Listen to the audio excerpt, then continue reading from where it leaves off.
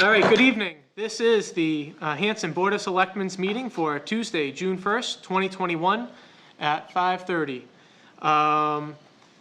Please join for the Pledge of Allegiance. I pledge allegiance to the flag of the United States of America and to the republic for which it stands, one nation, under God, indivisible, with liberty and justice for all.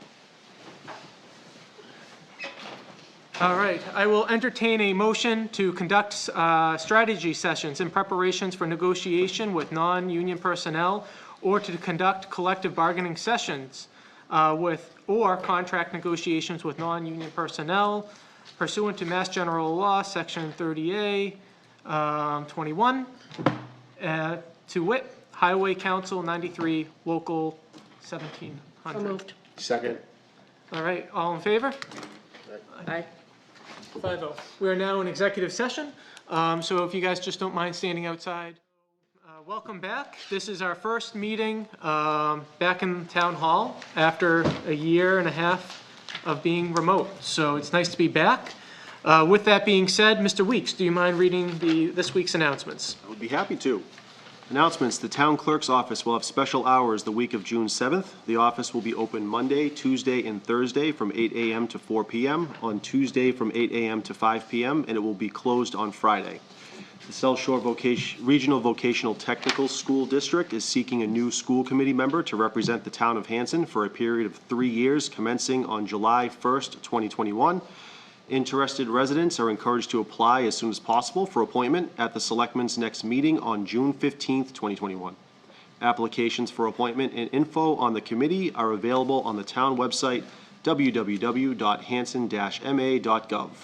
Volunteers are also needed on the following committees: Facebook Upkeep Committee, Conservation Commission, Cultural Council, Disabilities, Highway Building Committee, Historical Commission, Memorial Day Patriotic Observance, and Memorial Field Trustees. We have upcoming meetings: Board of Selectmen, June 15th, 2021 at 6 p.m. and Board of Selectmen, June 29th, 2021 at 6 p.m. And that is it. Great, thank you very much, Mr. Weeks. So one thing that was not on the agenda that I wanted to add on today was a citation for Matthew Avery. If the board remembers, a little bit ago, Matt had appeared before the board to get permission to work on his Eagle project, refurbishing the Harrington Field in Monpont. We have a citation here that I'll read off. Be it hereby known to all that the Hanson Board of Selectmen takes this means to express its most sincere congratulations to Matthew Avery of Hanson, Massachusetts, on the successful completion of your Eagle Scout project in which you refurbished the Harrington Field. We recognize your hard work in removing the brush, repairing the fence, replacing the infield mix, and adding ornamental shrubs. Your dedication to the values of scouting and your thoughtful consideration in improving Hancock Street Park for the enjoyment of families merits recognition by your scouting peers, leaders, families, and friends.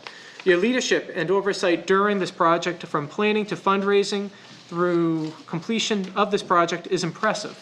Dedicating the park to your great uncle, Army Sergeant James F. Red Harrington, a fallen Korean War hero, greatly honors his memory in perpetuity for his selfless service to his country. On behalf of the citizens of the town of Hanson, the Board of Selectmen wishes to congratulate you on achieving the milestone honor of Eagle Scout and wishes you all the best in your future endeavors. So congratulations and thank you very much to Mr. Avery. Congratulations. We will be skipping item 3A as Mr. Hayes will not be able to join us tonight. And we'll be moving on to item 4 to vote, consider, and keyword consider, proposed marijuana delivery service at 15 Commercial Way. Ms. Green, do you mind briefing the board? Yes. Impressed LLC, who is now located at 15 Commercial Way, has sent a letter asking the board to consider a cannabis delivery service. In that information, they outline that this additional service they're expected to generate an additional revenue of $7 million to basically to their business. Where the state allows local towns to a local option tax of 3%. On top of the 3% the state already collects, the town of Hanson, since we did adopt the marijuana local tax option back in 2018 at the annual town meeting, the town can tax this marijuana delivery service 3%, on top of the 3% that we'll get from the state. It's a considerable generation of revenue that we can apply that will support our general fund. And just to give a little bit of dollars and cents information, this is from the Massachusetts, the DOR website. In fiscal 2020, recreational cannabis sales generated $122 million in tax revenue to the state. Of that, sales tax generated $38.16 million in fiscal 2019, $30.5 million in fiscal 2020 in sales tax. The local tax option generated $18.28 million that basically local municipalities could generate tax 3% in local tax. And they estimate basically in fiscal year 2019, that was about $3.89 million. And in 2020 fiscal year, $14.39 million. So this is definitely a substantial revenue generator for town municipalities that we really should consider supporting this. It could be significant revenue for the town of Hanson. Great. With that being said, Ms. Green, what kind of vote are you looking for tonight? We are looking to ask the board to vote to support the Impressed LLC marijuana delivery service. And with that being said, we're not giving the license away, it still has to go through the CCC? They still have to follow all the procedures from the CCC, yes, absolutely. We are just showing that they have support of the local government. Great, thank you. And then for those who don't, I'm sorry to be rattling off acronyms. No, for no. those who don't know what the CCC is, it's the Commission on Cannabis Control. Right. So with that being said, I'll entertain a motion to support consideration of this delivery service from Impressed LLC. So moved. Are you going to also entertain discussion? Second. Yep. Okay. Discussion. Ms. Kemet? So a couple of things, Ms. Green. Would this particular service be capped out for the number of years as the cannabis grow facility is, where we're only going to get tax, this additional revenue for a certain number of years? Or is this in perpetuity for as long as the business operates in the town, the 3%? There's no there's no time frame on this. Basically, they do talk about the community impact, right? Again, and this is on top of that. Yes. So, Okay. If the community agreement has a date set to it, we would look into to see if the delivery is included with that, or we can add it to the agreement and maybe we can extend the agreement. But as far as I understand, there's no date time frame yet for that. I was hoping you were going to say that. And just for clarification, because I know there were some people kind of freaking out about this. People are going to be allowed to deliver cannabis to Hanson, whether we allow Impressed LLC to do it or not. It simply means that delivery services from Whitman, I'm making this up, but Brockton, absolutely. Rockland, all of the surrounding towns will be delivering cannabis to those who should choose to get deliveries. So this is not saying that we're allowing delivery in Hanson. That's allowed by state law. Exactly. Yeah. This is simply saying that we're going to allow a business that we've already entered into an agreement with to have a grow facility to deliver in Hanson as well, and that the town will have additional revenue as a result. So I just want to clarify that, because I think some people think we can build a border and not allow people to deliver, marijuana, within Hanson, and that's just not the case, so. Exactly. I mean, it's very similar to saying, okay, Amazon, you can't deliver pianos to the people in Whitman. It's a commerce entity, and under the UCC, you really can't stop them. Yep. We can kind of say, well, we don't really support it, but then, okay, fine, I'm going to get it from Brockton, and Brockton is going to get that revenue, or I'm going to get it from Hanover and let Hanover get the revenue.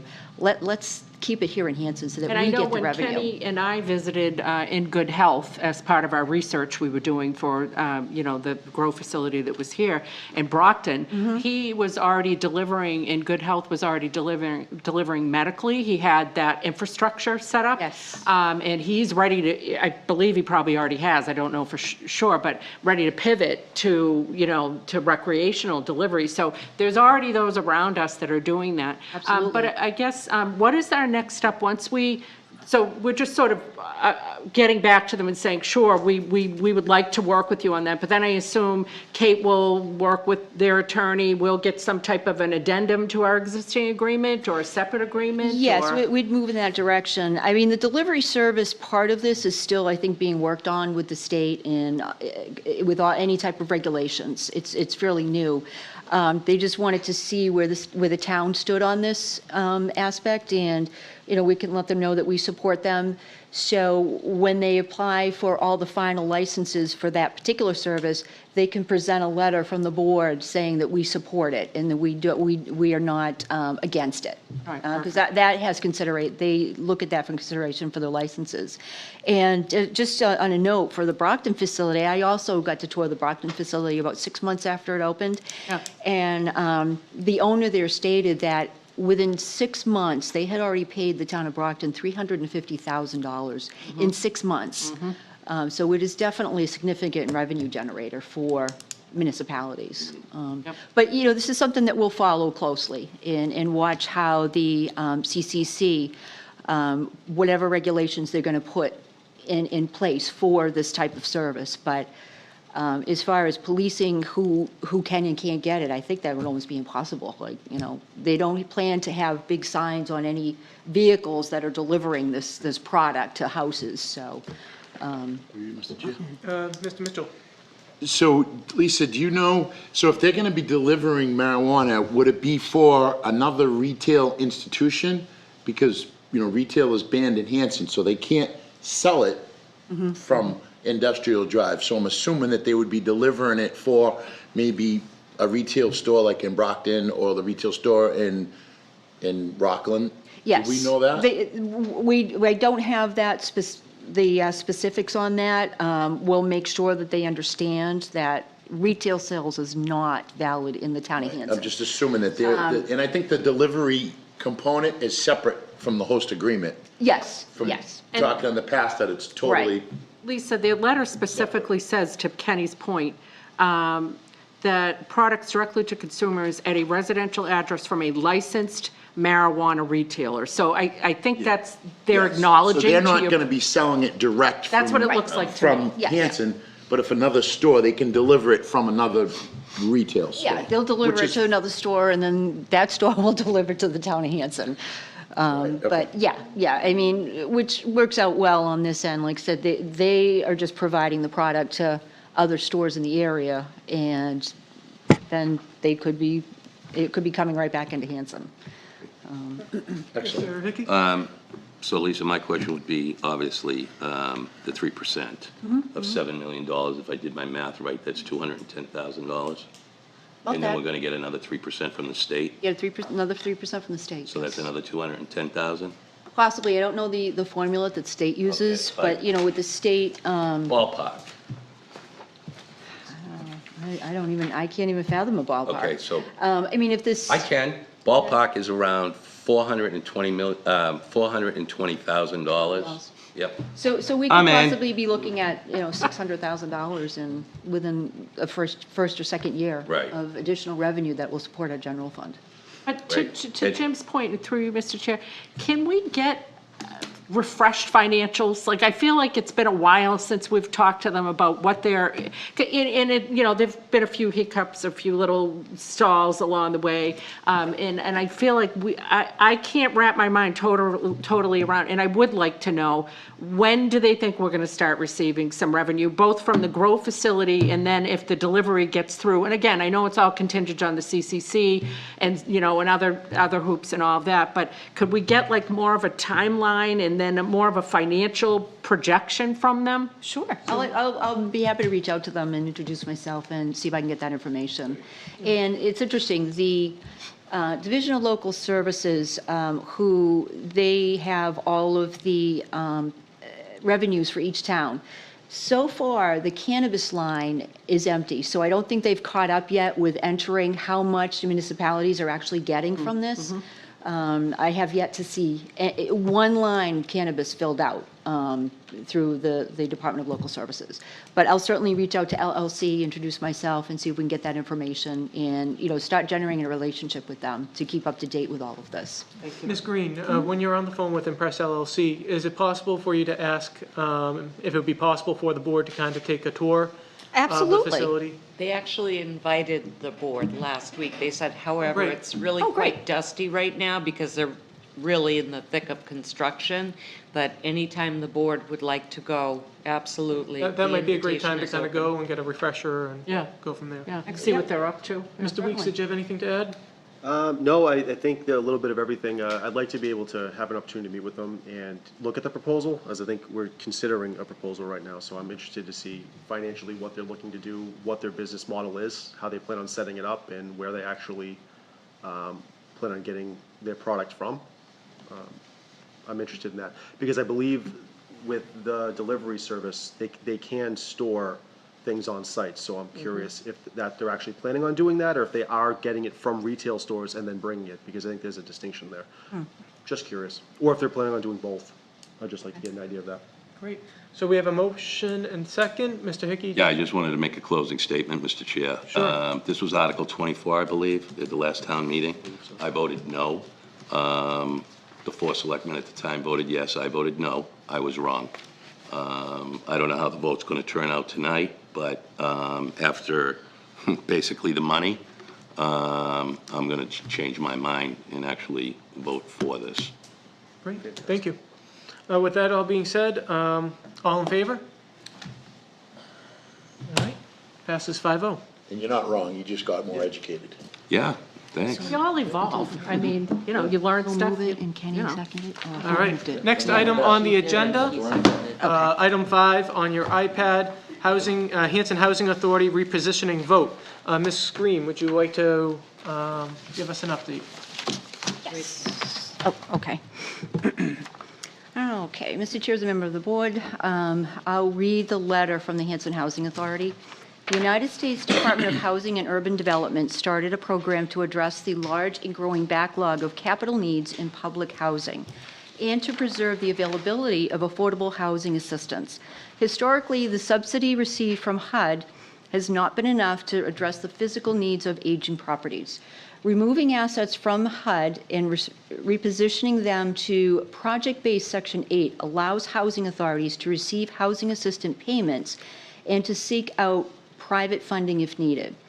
After reviewing all options available, the Housing Authority started the process of repositioning the LZ Thomas property located at 533 Main Street, which is our federally funded public housing property. On June 18, 2019, the Hanson Housing Authority appeared before the Hanson Board of Selectmen to present information regarding the repositioning initiative. The board authorized the acting town administrator, who was Meredith Marini, to provide a letter of support. However, some time has passed since then, and HUD requires an updated letter from you as the town administrator. We have chosen to reposition the LZ Thomas site under the Section 18 repositioning option, which will remove the program from a HUD Section 9 program and reposition it to a project-based Section 8 program.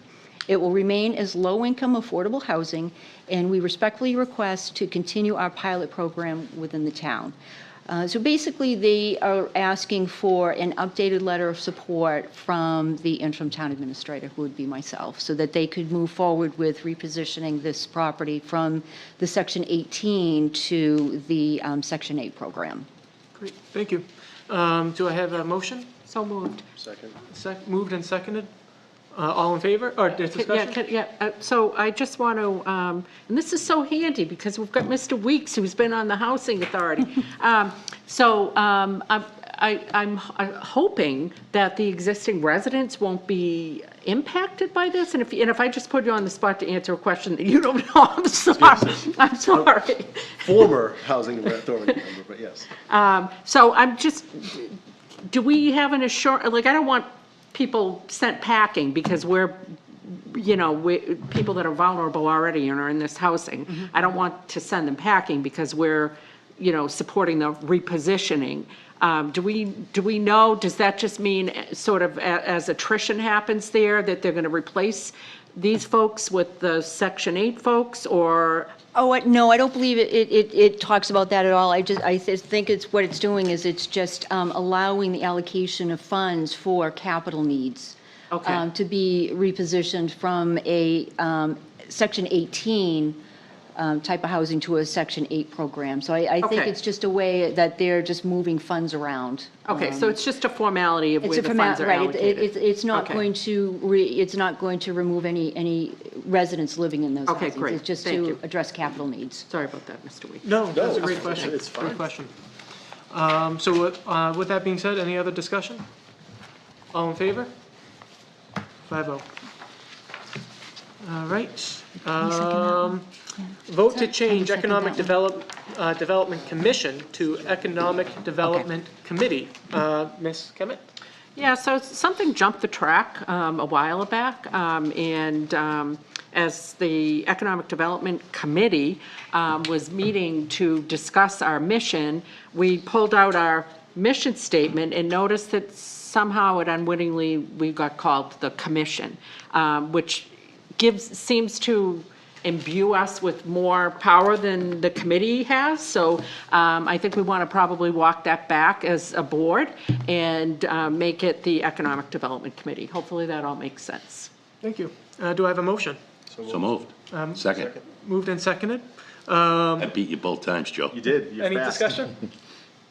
With that being said, all in favor? 5-0. Thank you, guys. Thank you. All right, Selectmen Committee assignments. So with a new member on the board, I want to take this time to kind of delegate and divvy up some of our assignments. So just for viewers at home that don't have this information, myself, I'm on a couple of different committees, one being the Energy Committee, Final Plymouth County Reuse Committee, Thomas Hall Memorial Committee, and the Recreation Commission Liaison. Laura Kemet is on the McQuon Reuse Committee and Economic Development Committee now, not Commission. And Jim Hickey is on the Drainage Committee, Oldham Pond Committee, Deregionalization Feasibility Committee, and Kenny is on Parks and Field, and the Highway Building Committee. So with that being said, and Joe, you're new, so you don't have anything right now, but in a couple minutes you will. With that being said, was there any committees that people would want to share with Mr. Weeks? Well, I'm sorry, Mr. Chair, my question would be, what did Mr. Bloss have? Unfortunately, we did not hear back from Mr. Bloss of what he had. He had 200th anniversary, I can tell you that, because he took my place. Okay. And Yeah. Plymouth, I think he was Plymouth County Advisory. yeah. Retirement Okay. Old Colony advisory. Planning, I think. No, Dawn is Old Colony Planning, but Deb actually took Old Colony Planning Council, because she took that from me. But he was Plymouth County Retirement, I think. Plymouth County, Yeah, he was Plymouth County. Yeah. Yeah. yeah. I know something Plymouth County. All right, so with that being said, I know 200th was kind of thinking of being a little bit active this year. So I wasn't sure if you want to hop on that or if someone on the board wanted to take that up. I would be more than happy to serve on any committee that you want me to. All right, great. Well, I could do the 200. Okay, You know, if Joe wanted to do the Plymouth one. okay. Okay. I mean, And they at the meet, 200, there's going to pick back up again, because they've got Right. all those things that they mothballed. and the Plymouth County meets twice a year, Joe, down in Plymouth. Obviously, you know, all the towns in Plymouth County attend. Everybody has at least one selectman down there. And I think water also, because Dawn is still going. That I'm not sure about, but they meet twice a year. Okay. Perfect. I'm more than happy to do that. And then Recreation Commission Liaison, I'm gonna have to drop, just because, 3 hours bi-weekly is a little bit much for me right at the moment. And it's actually becoming weekly, but Yeah, is that one you think you might want to do? The recreation? Yeah. Is that what you said? Yeah, I'd be more than happy to do that too. all right, yeah, and that one is just go when you can attend, and then if they have any questions for our office, they'll go through you. No, that'd be Or they fine. should go through you. Did you want to be part of that? I mean, I feel very supportive of the Recreation Commission, but the Economic Development Committee is starting to get on a real steamroll, and if I have my way, it will be rolling even faster. So I'm thinking I'm gonna end up spending more time on that. We've got the RFP stuff for the McQuon that we've gotten responses on, so again, even though that's been like a little shaky, we're getting some movement. But I mean, is it appropriate for us to like share that one? Recreation? If you- yeah, Or we kinda can- like we can split- divvy it share- up, yeah. Share, like, we'll just share it, and if you can't go, then we can just kinda like have your people call my people, and we'll figure out which one of us can go. It's fine by me. It's not Okay. stepping on my toes. All by right, any okay. means. All right, great. So Joe, you're on Recreation, Plymouth County, right? Yep. Give them drainage too. I don't want that one. No, thanks. I'll take the It scraps. never meets, if you look, it's 0 hours. Boy, Yeah. I like you on drainage. thank you. Drainage. You're doing a great job. Haven't heard a single thing about it. Nice and Means he's quiet. doing It's, his job. yeah, If he done anything doing my job. That's right.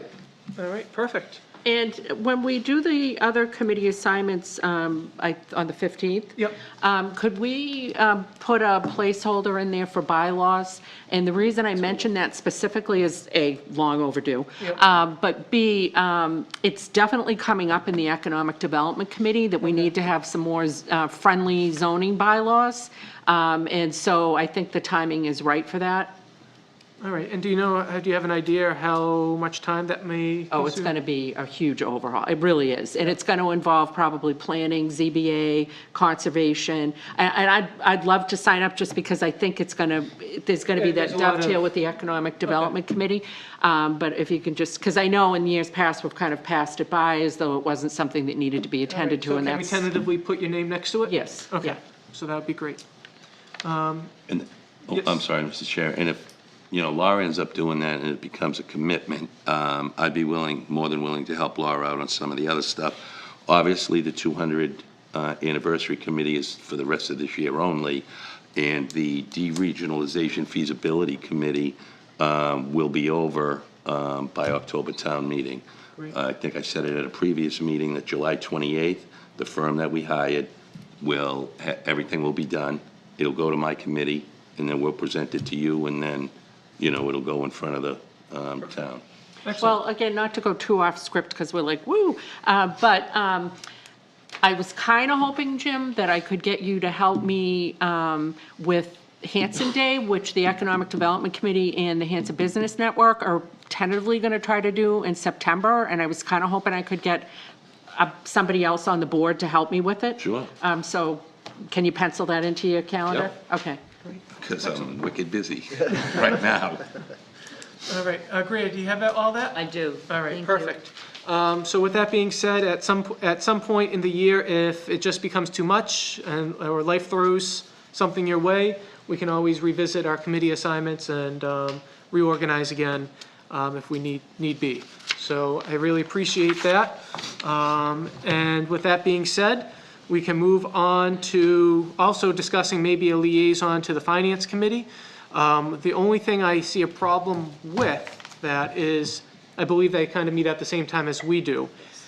So with that being said, If it's okay with the board, I would want to reach out to the FinCom and see if we can kind of set up more of a quarterly meeting with him and Todd and the schools, because I think we built good relationships over the past year, trying to figure things out. So I want to keep that momentum going.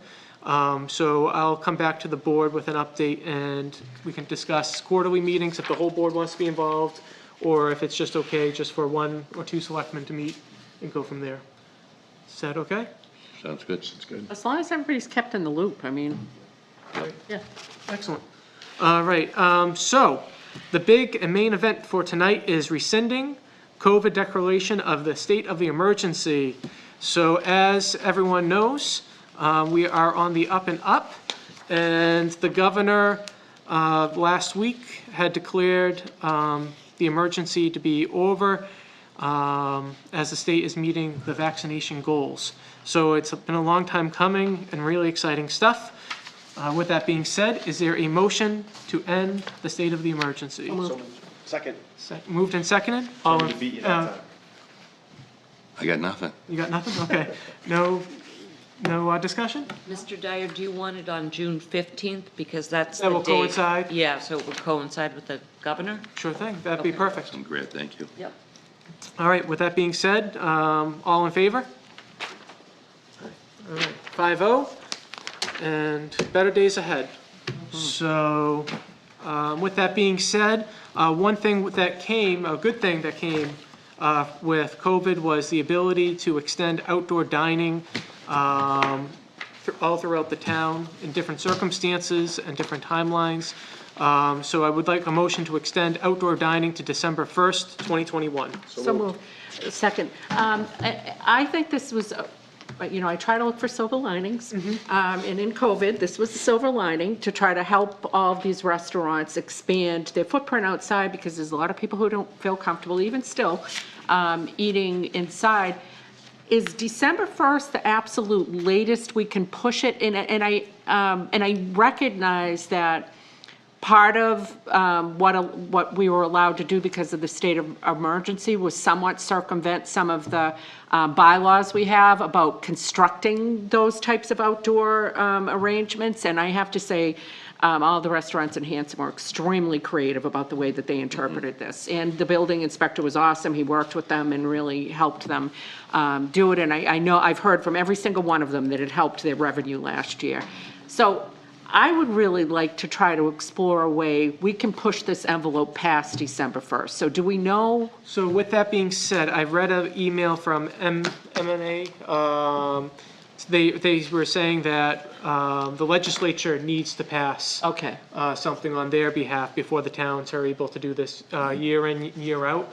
So if it would be okay, if our office could draft a letter of support and all of us sign it and send it up to Beacon Hill. Nice. I think that would be acceptable. Okay, great, thanks. All right. And we got the vote, We got correct? moved and seconded. Moved and seconded, all in favor? 5-0. All right. Approve building inspector Kerry Glass to perform construction work in the town of Hanson pursuant to Mass General Law, Part 1, Title 20, Section 143. Ms. Green, do you want to brief us on this? Yes. So our new building inspector, Mr. Kerry Glass, he is a resident of Hanson, and he also is a local contractor, owns a construction company. He filed a disclosure today, as he will be performing construction on residents' homes in Hanson. And he wanted to file a disclosure just to say that this is his business, so he is still engaging in his contracting business.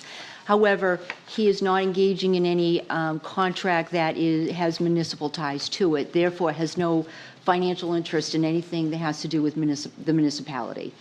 These are all private residents. This is his private business, and it has no, there is no intertwining between building inspector and his work. Any of his work will be inspected by a building inspector from another town. And that's how the law states that he can operate.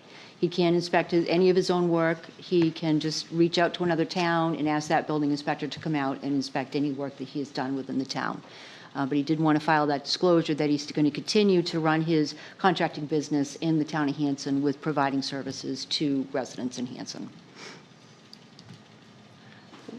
Wasn't he already an assistant inspector? Shouldn't that disclosure have already been in place? Well, I think as the assistant, he didn't fall under the same, he was only the assistant, so Bob Curran mainly did all the inspections, but he still continued to engage in his business at that point. But now that he's our number one building inspector, he felt that it should be disclosed that he is going to continue with his contracting business in the town, but there's no connection between his municipal obligations and his personal obligations with his business. Okay, and can we just explore that a bit? Because I'm trying to think through, and this is not my field, I'm not in the construction industry, but I'm trying to think through, and I want to go on the record as saying I totally appreciate that he's filed the disclosure. I think that's awesome, and that he's thinking through where the potential conflicts could be, and he's filing. That's amazing. That's awesome. Are there ever going to be times when, for instance, the electrical inspector, who technically reports to him, would be called out to inspect something at someplace that he's built, or Mr. Amato is inspecting a septic system at someplace. I guess what I'm trying to say is, even though he's filed this disclosure, are there inherent, maybe they're not specifically conflicts, but there's an appearance of a conflict where he might exercise some undue influence. And I don't even know this gentleman, so I'm absolutely not saying that's the case. But I don't know. Have we given some thought to that? Did you talk to Kate at all about this by any chance? Or No, I didn't talk to Kate about it, but you bring up some very good points. And what I can do is look to see if the law is any more specific on those type of questions. But to me, reasonably, if he has to reach out to another town's building inspector, then I would imagine that the same actions would need to be taken as far as health and, any of that. He'd have to reach out to another town. I'd feel and have comfortable those if that was folks the come case, in. if it was like plumbing, electrical, like everything that would be inspected on anything he'd be working on would have to be done by somebody else, then I'd have no problem with it. Okay. Yeah, so we can make that, we can make that contingent that anything other than building, as far as electrical, health, or anything like that, he would also need to reach out to another town to have those inspectors come out and inspect any of that work. Mr. Chairman, while we're on this subject, when Bob retired last month, I went to we had a thing here for him, a cake and stuff, and he took the time to express that in the future, and this is something that we'll have to look at, that he thinks that position in Hanson should be more hours, just because of everything. Yeah. And ironically, Chief Thompson had the same discussion with me probably about a month ago. Chief Thompson's just concerned about all the zoning enforcement stuff that's going on in the town, and he's just afraid that the building inspector, in the 18 hours that he's working, is just not gonna have enough time. So it's something that we maybe wanna visit, and just see, down the road. Number one, can we afford it? Number two, is there enough work, with the zoning enforcement part of it? Yes. Mr. Mitchell, I appreciate what you're saying, because I do think that we put all kinds of volunteers in very precarious positions, right? We've got the Conservation Commission, ZBA, planning, all these land use boards that are all volunteers. And ultimately, our building inspector is our enforcement agent. And you've got the guy inspecting buildings and trying to back up all these volunteer committees. It's an unsustainable approach. And again, we find this, like, I think about this too with Todd, like, just because the guy can do it in one day, or less, he's like a miracle worker. But like, really going forward, is that a sustainable model? And I think it's the same with Bob Curran. He had been doing the job for so long and was able to balance all of these things. But I don't know that that's reasonable or fair or sustainable. So I agree with Kenny, if we could put that as something to discuss in the future, and I know it's gonna cost money, but enforcement is important. We can see on Main Street, there's so many enforcement issues all over town, People complain about things, and, if you've only got somebody working 18 hours, it's a matter of prioritizing, the most urgent issue, and then some of those other things don't get addressed. So I agree, Mr. Mitchell. And the other thing Yeah. that the fire chief said, not speaking for him, but he said years ago, 20 years ago, he's been around for a long time, that they had more say on issues that they've come across. And now he has no enforcement, Yep. say at all. Yeah, there's So no it's- leeway, it's like. Yeah, it's really changed, and Yeah. that's where the building inspector, so I just think it's something that we should look at. All right, well, great. I think that's noted, and I think in the future, that's something that we can come back to and try to figure out. So, do I have a motion for approval, or did we want to table this? Well, as far as the disclosure, just need a motion to Well, accept could we the make it disclosure. contingent upon you With the, confirming that all of his stuff would be inspected by somebody else? absolutely. Include, like everything, plumbing, blah, blah, blah, blah, blah. So moved, if it's contingent on that. Sure. Yep. Do I have a second? Second. Moved and seconded, all in favor? 5-0. And I will draft a letter and to let him know that. Great, thank you, Lisa, or Ms. Green. So moving on to the next items 11 through 13, resignations, Iris Morway from the Nathaniel Thomas Mill Committee, Patricia Concree from the Capital Improvement Committee, and Ryan Morrison from the Conservation Commission. Do I have a motion to accept those resignations? So moved with regret for all of them, because, Ryan hadn't served long, but Second. Iris and Patricia have. Long time, yeah.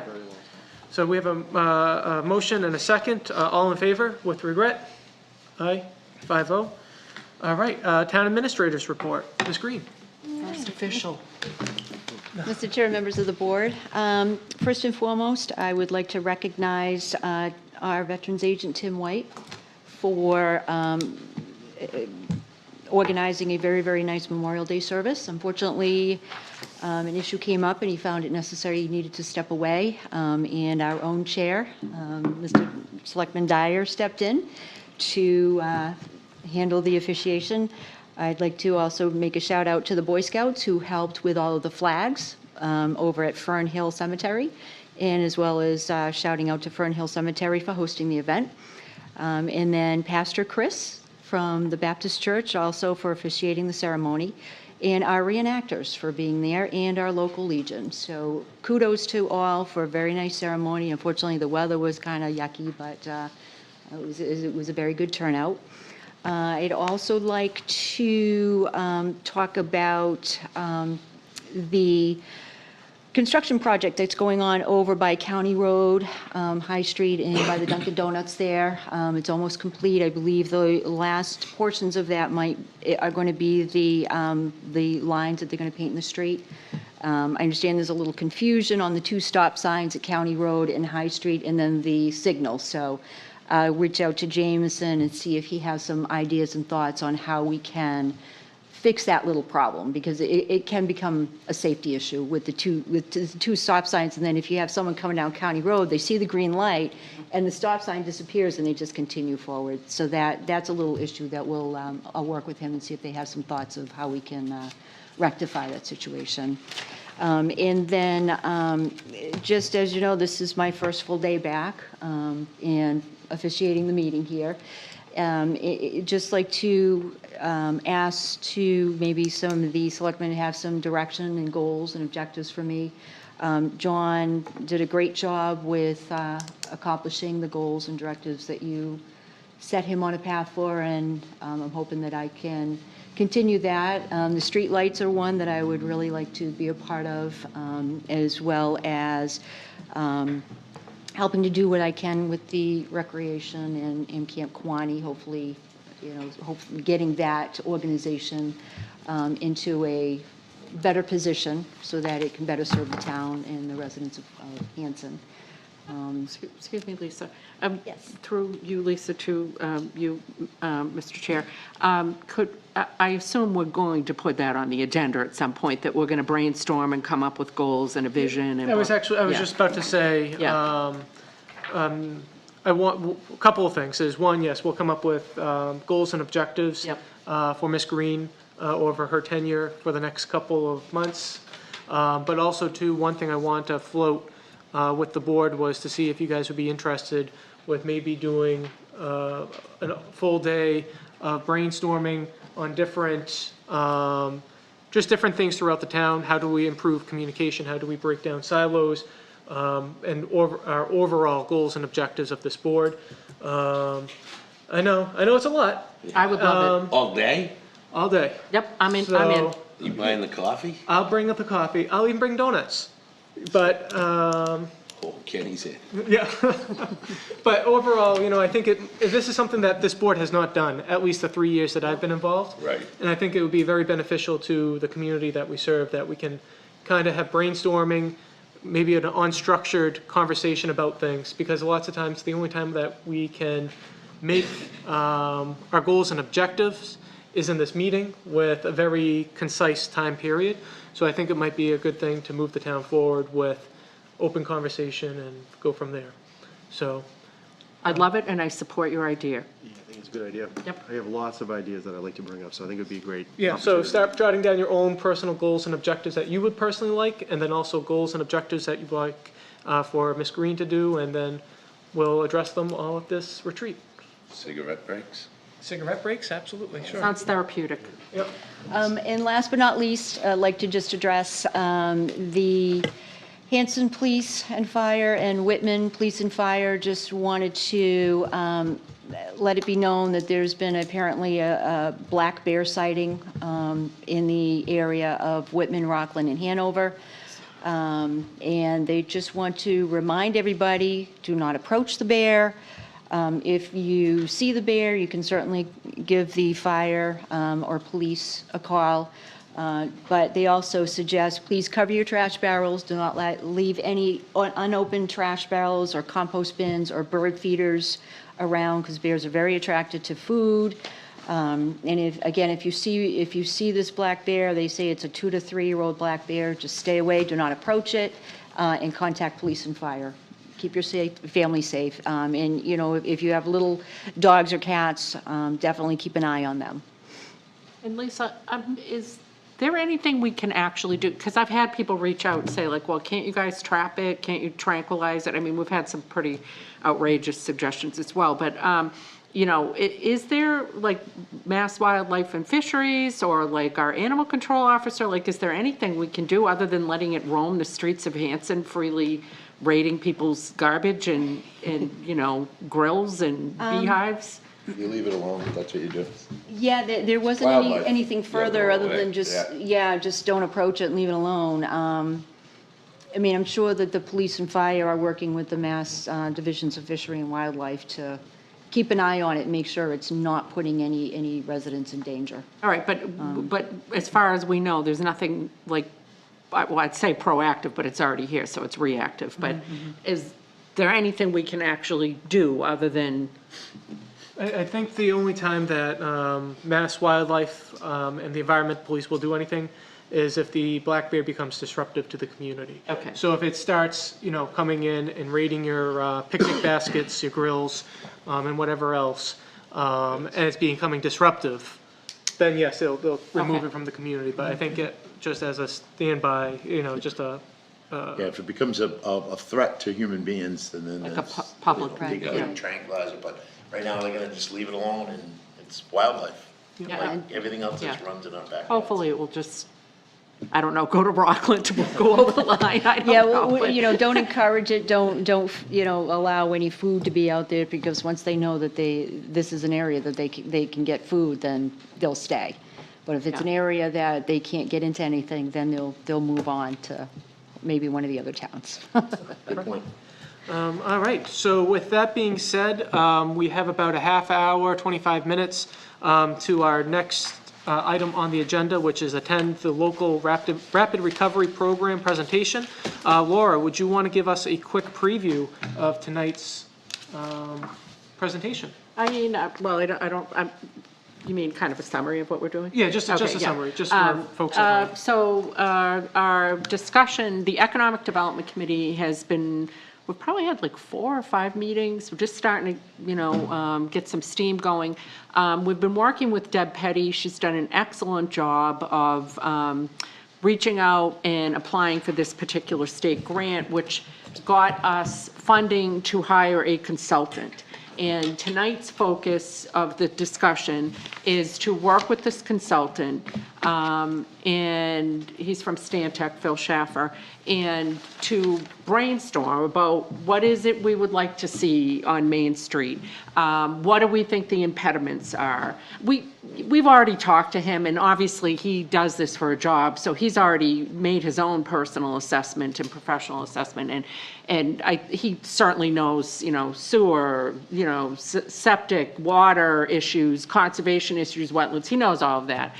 Sidewalks, but what we're really looking for is to just make sure we've got a consensus, and that it's not just the 5 of us on the Economic Development Committee talking to him, that we're getting a good cross-section of businesses and citizens and anybody that drives by and kind of cringes like I do every time I drive by there. What can we do to move it forward? And there has been a lot of talk on social media, and even people just reaching out to me saying, let's just knock those buildings down, just knock them down. And I just want to remind people, we're talking about privately owned property. None of us would want somebody coming onto our property if they don't like the looks of our shed, knocking it down, or they don't like the looks of our house, or fill in the blank, dog house or fence or whatever. That isn't the way this works.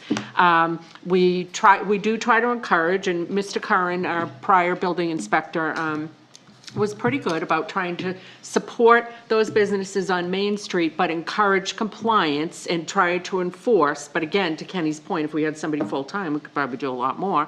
And so we do encourage, and Deb has been pretty good about talking to people, talking to them about whether there might be grants available. We've even discussed with a few folks down there some tax incentives, which you guys may remember, some of you that were on the board a few years ago. We had the teleconnectors, that gray building in the back. We were going to try to work on that, but it didn't end up getting legs. But we may have something like that again, where we look to say, hey, we will give you a cut in taxes for 3 or 4 years while you improve that building, and knowing that ultimately we'll get it back because the building's improving and we'll have an increased tax revenue. So some of those types of things, and that's kind of what we're going to get from Stantec is they're going to take all of this information from the brainstorming, they're going to distill it, and then they're going to give us an action plan, which we haven't really had. We haven't had like a do this, do that, do this, and again, some of the things may be more short-term, some of them may be more long-term, and I am absolutely not suggesting that I've got pixie dust and we're going to sprinkle it there and everything's going to look great in a week. That's not the way it's going to work. This is going to be a project, it's going to be a process, it's going to require cooperation from the businesses, it's going to require support from the citizens, and so this is our first step in that. Perfect. Hopefully that all made sense. Perfect. Excellent. Okay. Well, with that being said, we're in recess until 7 o'clock.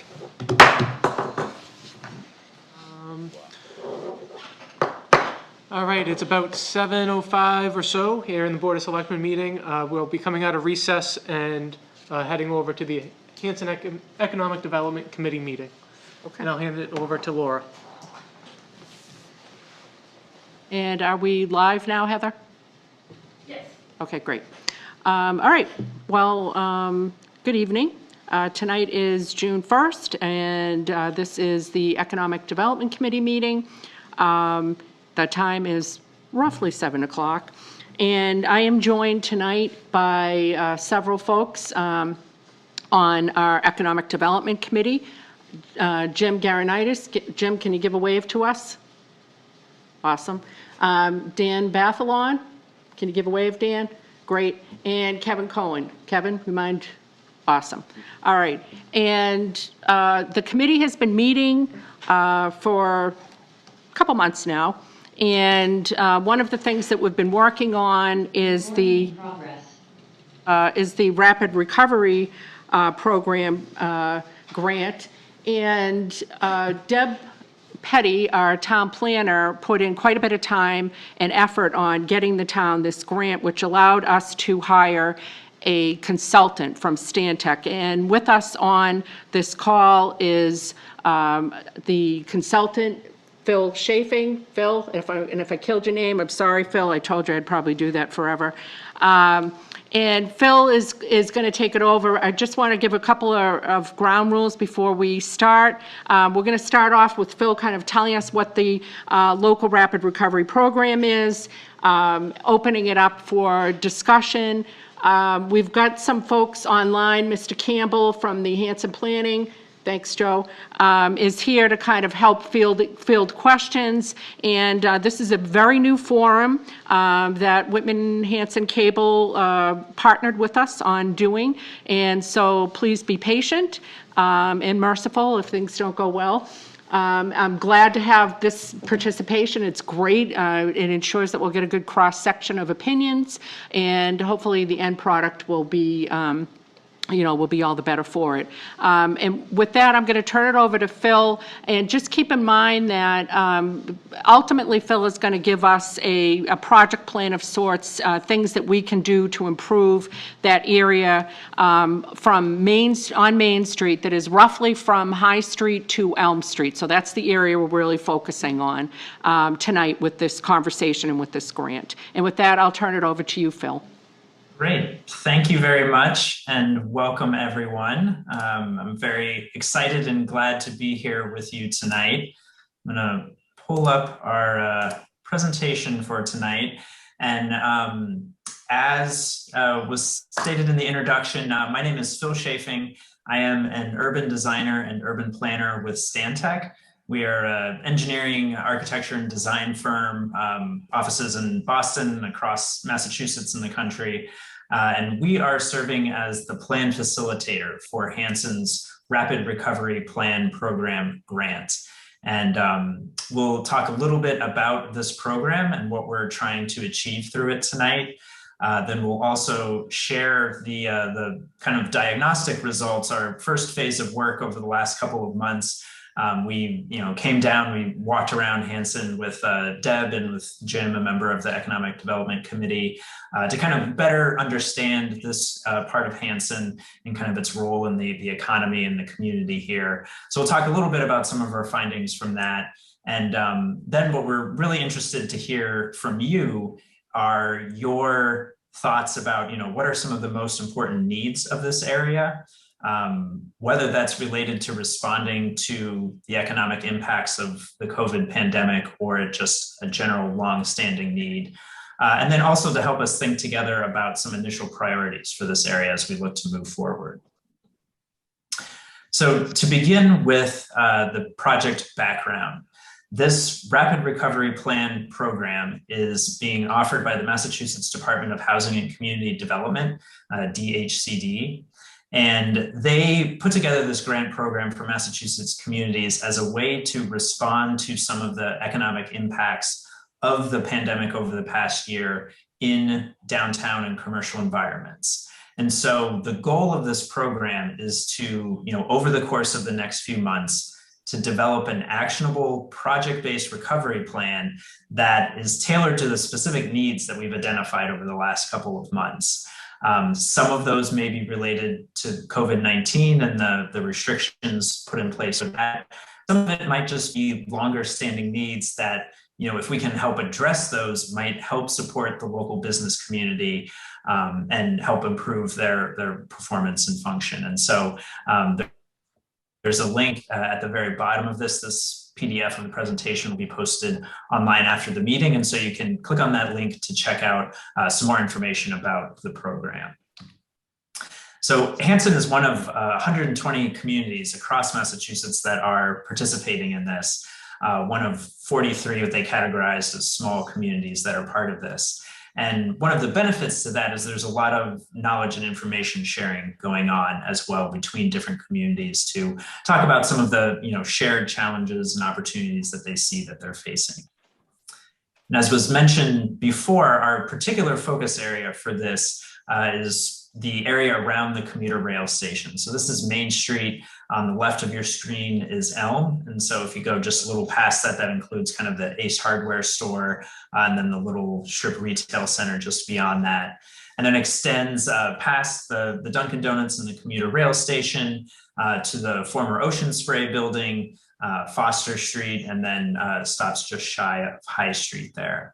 So that's kind of the commercial area that we're focused on. We were, asked to focus in on a primarily commercial area and really get a sense of the business community there, the physical environment, how these things support or don't necessarily support the businesses that are there. So our schedule for this planning grant, we got started in late March. We're kind of finishing up this first phase, which included an online business survey available to owners and managers in the study area.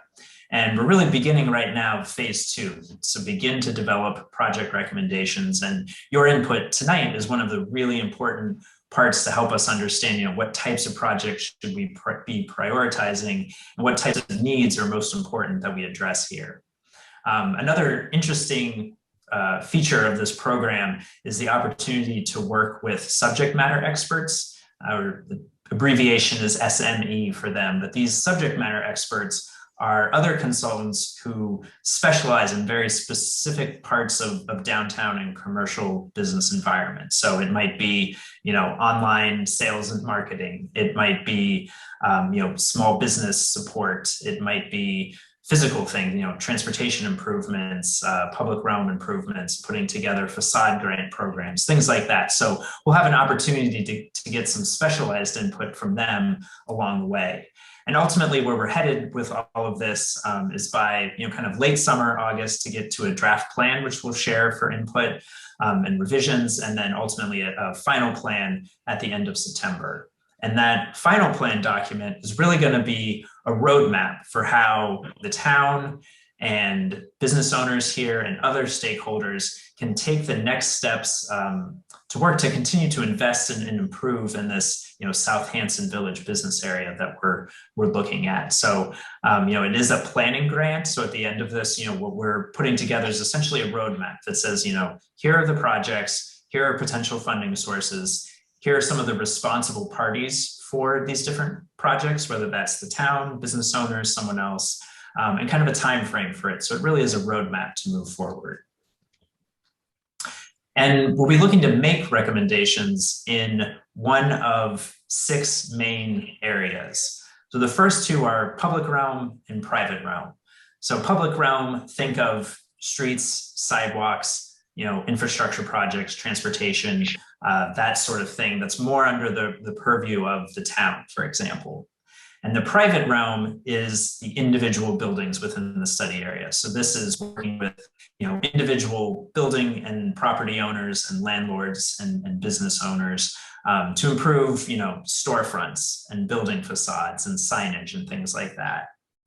There are 2 categories focused specifically on the businesses here. One is revenue and sales, and the other one is tenant mix, kind of the overall mix of business in the district. And that's where things like online marketing and business support might come in, or tenant recruitment program to make sure you have kind of a complementary mix of businesses here. And then the last 2 categories, last but not least, cultural and arts. How can public art and cultural events help to bring more visitors to this area who would then hopefully check out some of the businesses, learn more about what's here. And then finally, administrative capacity. So it's both the town's capacity to kind of manage improvements here, but also from a regulatory perspective is the zoning and the permitting and aspects like that in place to really support a vibrant and robust business environment here. And the town applied with a set of initial priorities in mind. And so, take a look at these, keep them in mind as we go through this presentation. And this is the second of the two really important questions that we want to talk with you about tonight is whether these are the right priorities, or are there other things that we should really think about, adding to this list. So, the three short-term priorities that were proposed in the application, creating a kind of a community events and business resource guide just to help, business owners in the district know what resources are available to them.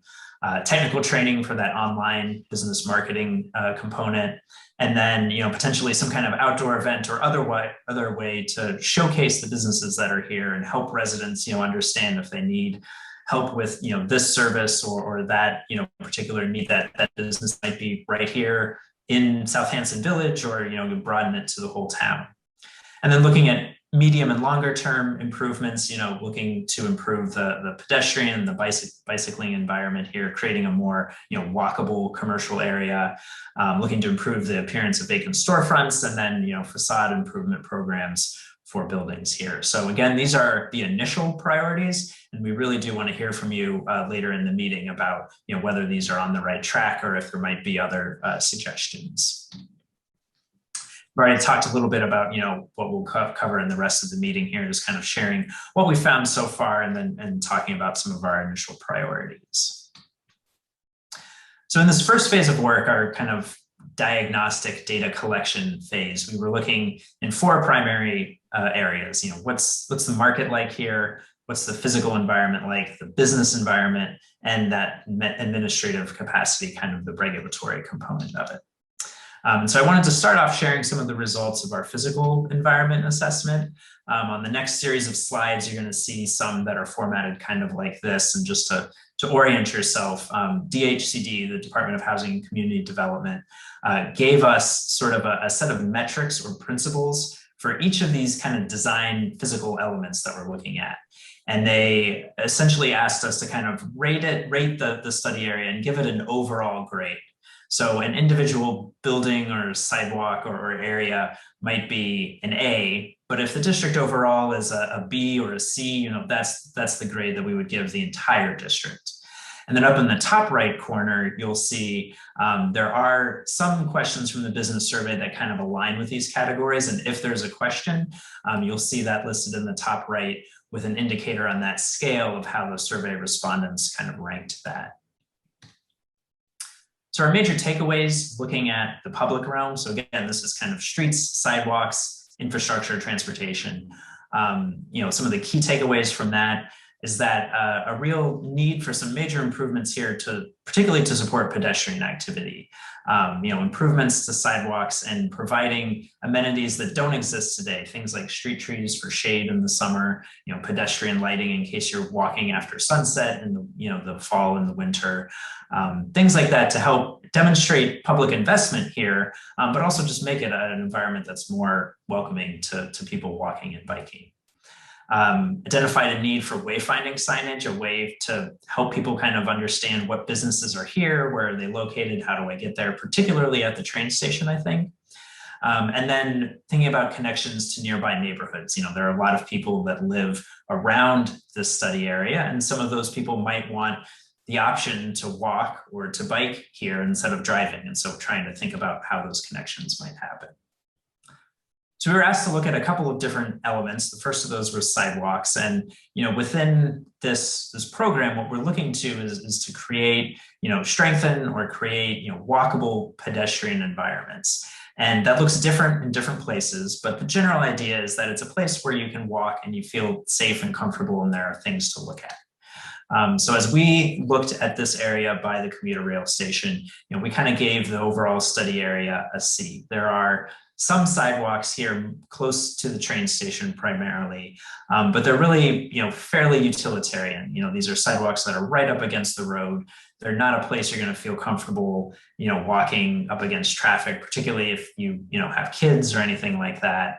There's also areas where you just have large driveways with no, curb cuts, no sidewalk. It's just all asphalt. So you don't really know where to walk as a pedestrian. So, this is an area, if we want to support the businesses here and create a more walkable environment, where we could really think about some improvements.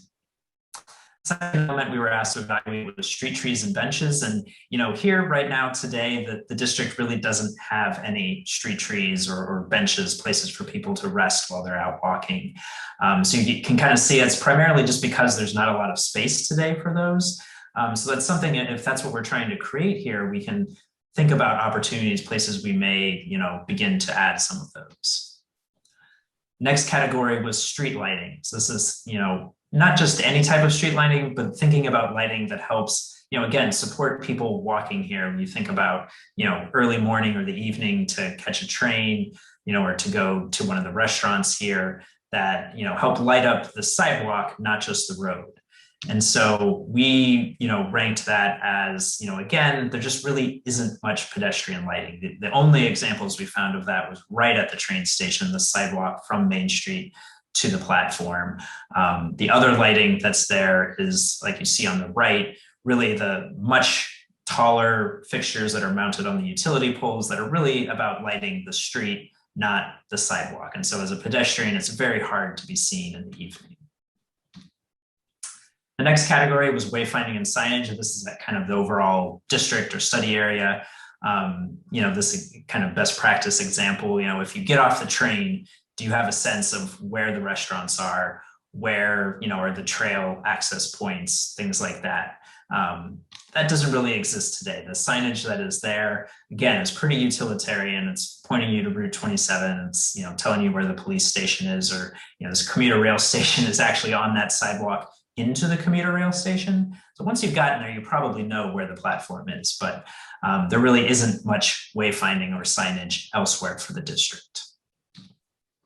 And then the last element in this kind of public realm category, looking at the road and the crosswalks themselves, and we assess the study area overall as kind of a C. There are a few crosswalks, but otherwise, it's primarily the streets are meant for moving cars through the district, in and out. So not a lot of facilities for people who might want to bike here or walk here. And so that's how we rank the district today. So again, this is, just to point out areas for improvement and potential places where we might focus our project recommendations. The next area that we evaluated was the private realm. So again, this is the individual buildings that make up the study area. And our key takeaways here, there are a number of building exteriors that need various levels of repairs and physical improvements. And part of that is just to demonstrate sort of a pride of place. And, investing in exteriors can just, generally conveys a sense that people are here, business is happening inside, like come visit us, come check us out. So there's a need for that here. There's a need for improvement for individual business signage that, is taking into consideration both the fact that you're trying to appeal to drivers who are driving through, and that's really your main audience today. But as we think about trying, potentially to make improvements to sidewalks and bicycling and things like that, also then appealing to pedestrians as well. And so those are two different types of signs. And then finally, vacant storefronts, the empty buildings, obviously those just don't look good. They kind of detract from the appeal here. And so thinking about potential ways to kind of creatively kind of dress them up for the time being until they can attract a new tenant to activate that building or that storefront. And so again, here we were given a set of kind of design physical elements to look at and to assess. The first one was storefront windows. And here what DHCD was asking us to take a look at is, how well do these storefront windows kind of essentially sort of support window shopping, tell you what's going on inside, pique your interest, show you something interesting, how do they support that? And we rated overall the study area here kind of a C. There are a number of businesses that do have storefront windows, but just the current design of the district, a lot of those are pretty far back from the road anyway. So, particularly driving by, hard to really get a sense of it. But you also see examples where there's a lot of signage and advertising in the windows, things like that. So again, opportunity to kind of improve the storefront appeal, help, promote what's going on at all the businesses here. Outdoor dining and display was another area they asked us to look at. And, here they're just today doesn't really exist. The two examples we could find as we walked around, were a couple of grills on the sidewalk and in front of one of the stores, which ironically, once they're, when they're busy and there's cars in these parking spaces. You can't see any of those from the street. And then this one little, A-frame sign in front of another building, which is actually a great, way to help publicize businesses. But if you're driving by, at that scale, there's really no way to tell what that sign is, what that business is. So, areas for improvement there as well. Signage in this category, this is now looking specifically at business signage. So before we were looking at kind of overall signage for the district, this is for individual businesses. And we rated the study area here as kind of a B. About half of the storefronts have some type of signage that tells you what the business is, what do they offer, try to encourage you to come in. Whether that's examples of, all of the list of the businesses at the industrial park, or an individual restaurant saying, we've got pizza and salads and pasta, it's easy to read. That's the type of advertising you want to see to help understand what's going on here. And then this also ties into business awnings, storefront awnings. It's part of creating that kind of environment and atmosphere in the study area. And there are some examples of restaurants in particular that have, awnings that tell you what the restaurant is, what they offer. But then there are other places that don't have awnings, whether just the design of the storefront or the particular brand. And so that's another area for improvement. One thing in the picture on the right that I didn't notice until I took a second look at it, but it is interesting, that this particular building is actually designed to kind of remind you a little bit of the old train station, the red building that's right next door to it. So that's kind of a nice way of tying the design of a newer building to some of the history of the study area. Then building and storefront facades was the next category. We rated overall the study area as sort of a C here. But there were some, several good examples of buildings, that are, well-maintained, look attractive. In the middle here, that's a fairly new storefront building that's been created. But then there are obviously properties that need investment in the interior just to, to fix them up, kind of return them to their former state. And also just help advertise that this isn't an empty building. There actually are businesses in here. They're doing well, and we want to visit and support them. So again, an area for improvement. Lighting. This is looking specifically at storefront lighting. There really just aren't a lot of examples here of storefronts that are lit for nighttime viewing. The one little example here on the left is really kind of a security floodlight. It's not like in the example here, whether it's the decorative lighting or interior lighting of storefronts in the evening that kind of cast that warm glow. So again, an opportunity for improvement.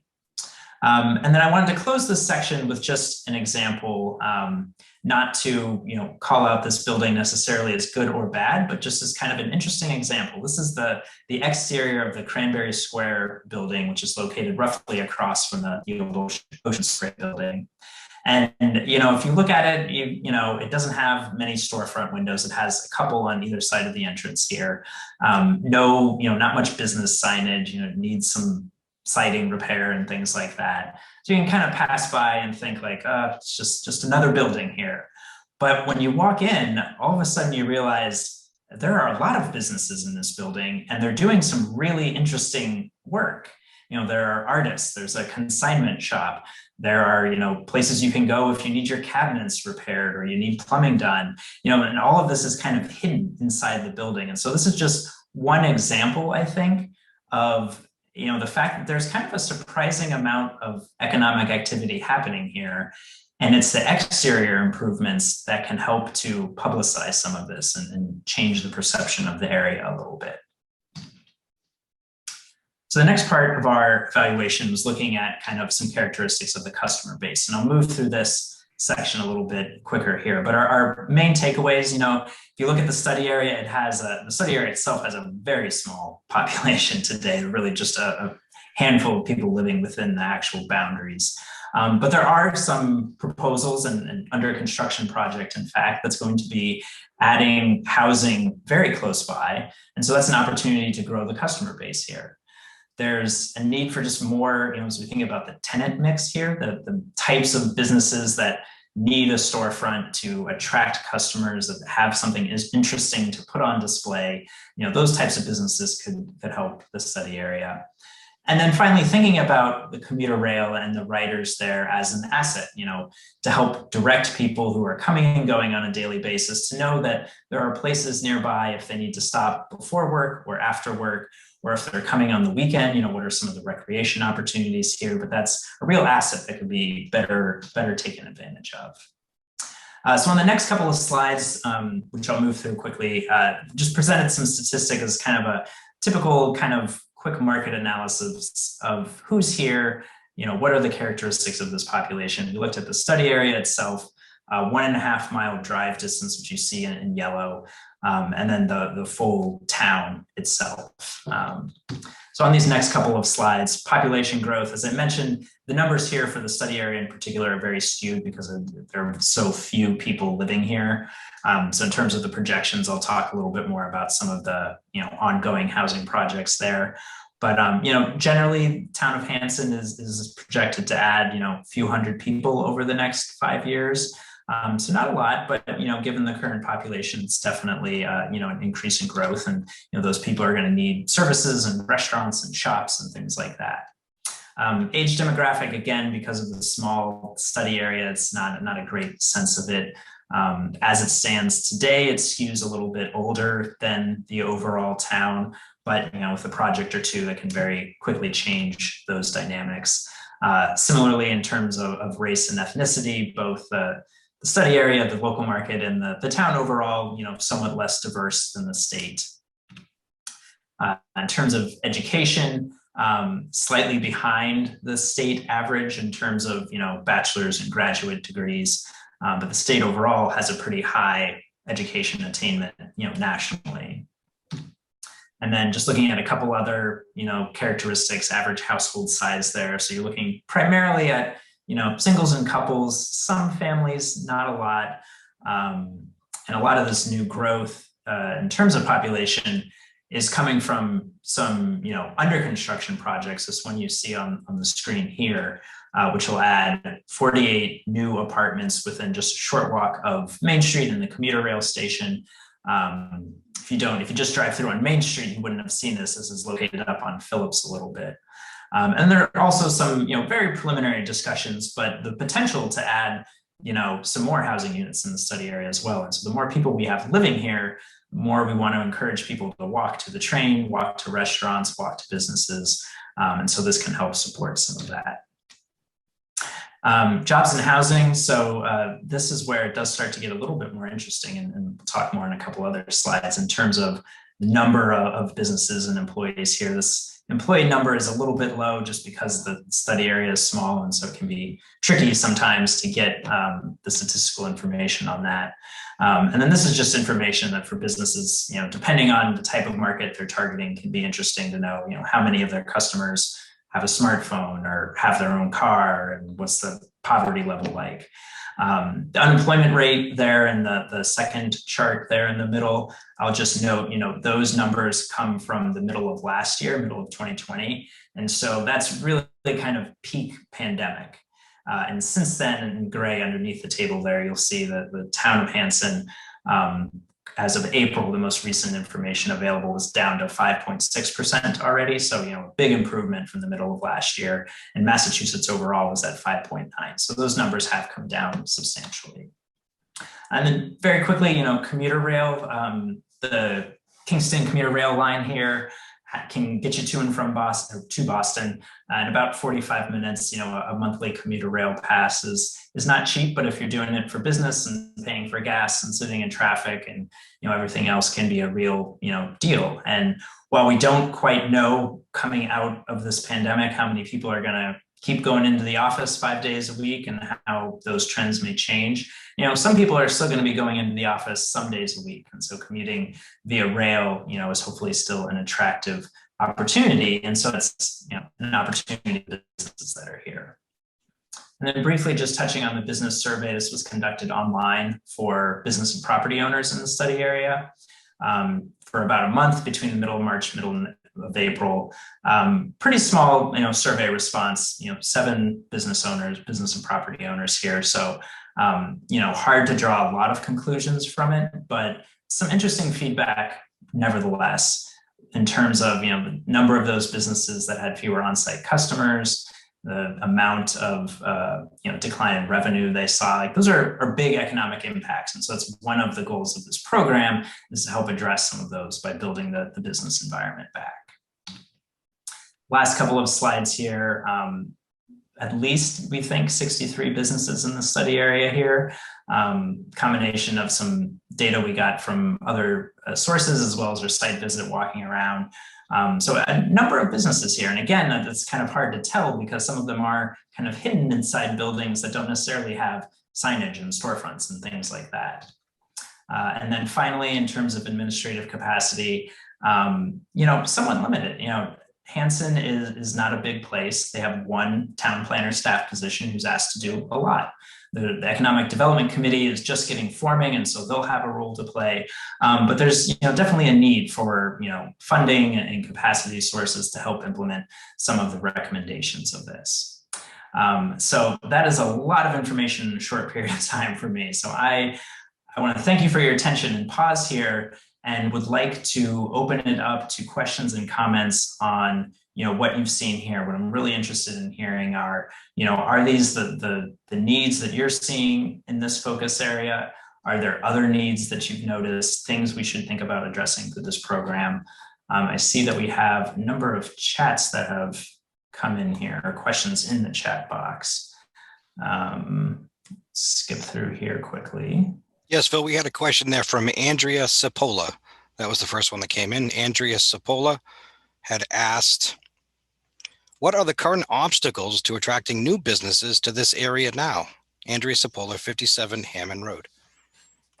That's a great question. That's part of kind of the research that we've done. And I think this goes to a potential project recommendation, which is thinking about the mix of tenants that are here today. There are a handful of restaurants and a handful of kind of service businesses. If you need cabinetry done, you saw the offices for the plumber, those types of kind of day-to-day needs that you might need. And there's a number of businesses that operate on almost kind of a industrial scale, particularly in the Lockwood Industrial Park. They're hauling materials and things like that. So those are different types of businesses with different types of needs. And I think one thing that can help attract businesses here is creating the kind of business environment where there are complementary or supportive businesses nearby. And another big thing is sort of figuring out as the town, what do we want this area around the commuter rail station to be? Do we want it to be a walkable place where there are some restaurants where you can get a coffee in the morning or lunch or go out to dinner in the evening? Do we want sort of Main Street type businesses to fill in some of the vacancies here? Or do we see this as more of kind of a service commercial corridor? This is where you go for those day-to-day, month-to-month needs when you need to get your fireplace worked on, or a new grill or cabinetry done, or things like that.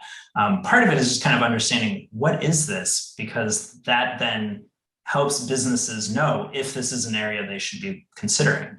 So it's partly kind of that vision for what this area can be, and then partly creating the environment where it has the look and appeal of a place that a business would want to be located. We have another question, Phil, from Alyssa Kitchen. Has there been outreach to existing business owners to provide funding options and grant assistance for exterior improvements? That's from Alyssa Kitchen, 284 High Street. Hey, Joe, are we on mute or are we open mic here? Okay, I wasn't sure. Phil, can I just also chime in on that first question that you got? One of the things that we've heard from businesses is that some of our zoning bylaws may not be super business friendly. And I know I see Mr. Pushing, who is the chair of our ZBA, and we've got Mr. Campbell, who is the chair of our planning board. And I've sort of talked to both of them very briefly and said, as a committee, the Economic Development Committee, has agreed that that's something we really need to take a look at. I've talked to Deb Petty, who, you know, she's been hearing anecdotally, and these guys have been hearing through the course of doing their work on the boards that they serve on, that, you know, we may have some unnecessary impediments. We're not suggesting we're going to throw out any kind of complaint, you know, we're going to just say, hey, willy-nilly, everybody can do whatever they want because we want to incentivize businesses to locate here. But we are saying we probably need to take a look through the lens of a business owner and figure out whether we've got unnecessary impediments that we might be able to revisit. And I know both of the gentlemen that I just mentioned have expressed a willingness to take a look at that. And that is something our board just talked about just before this this meeting.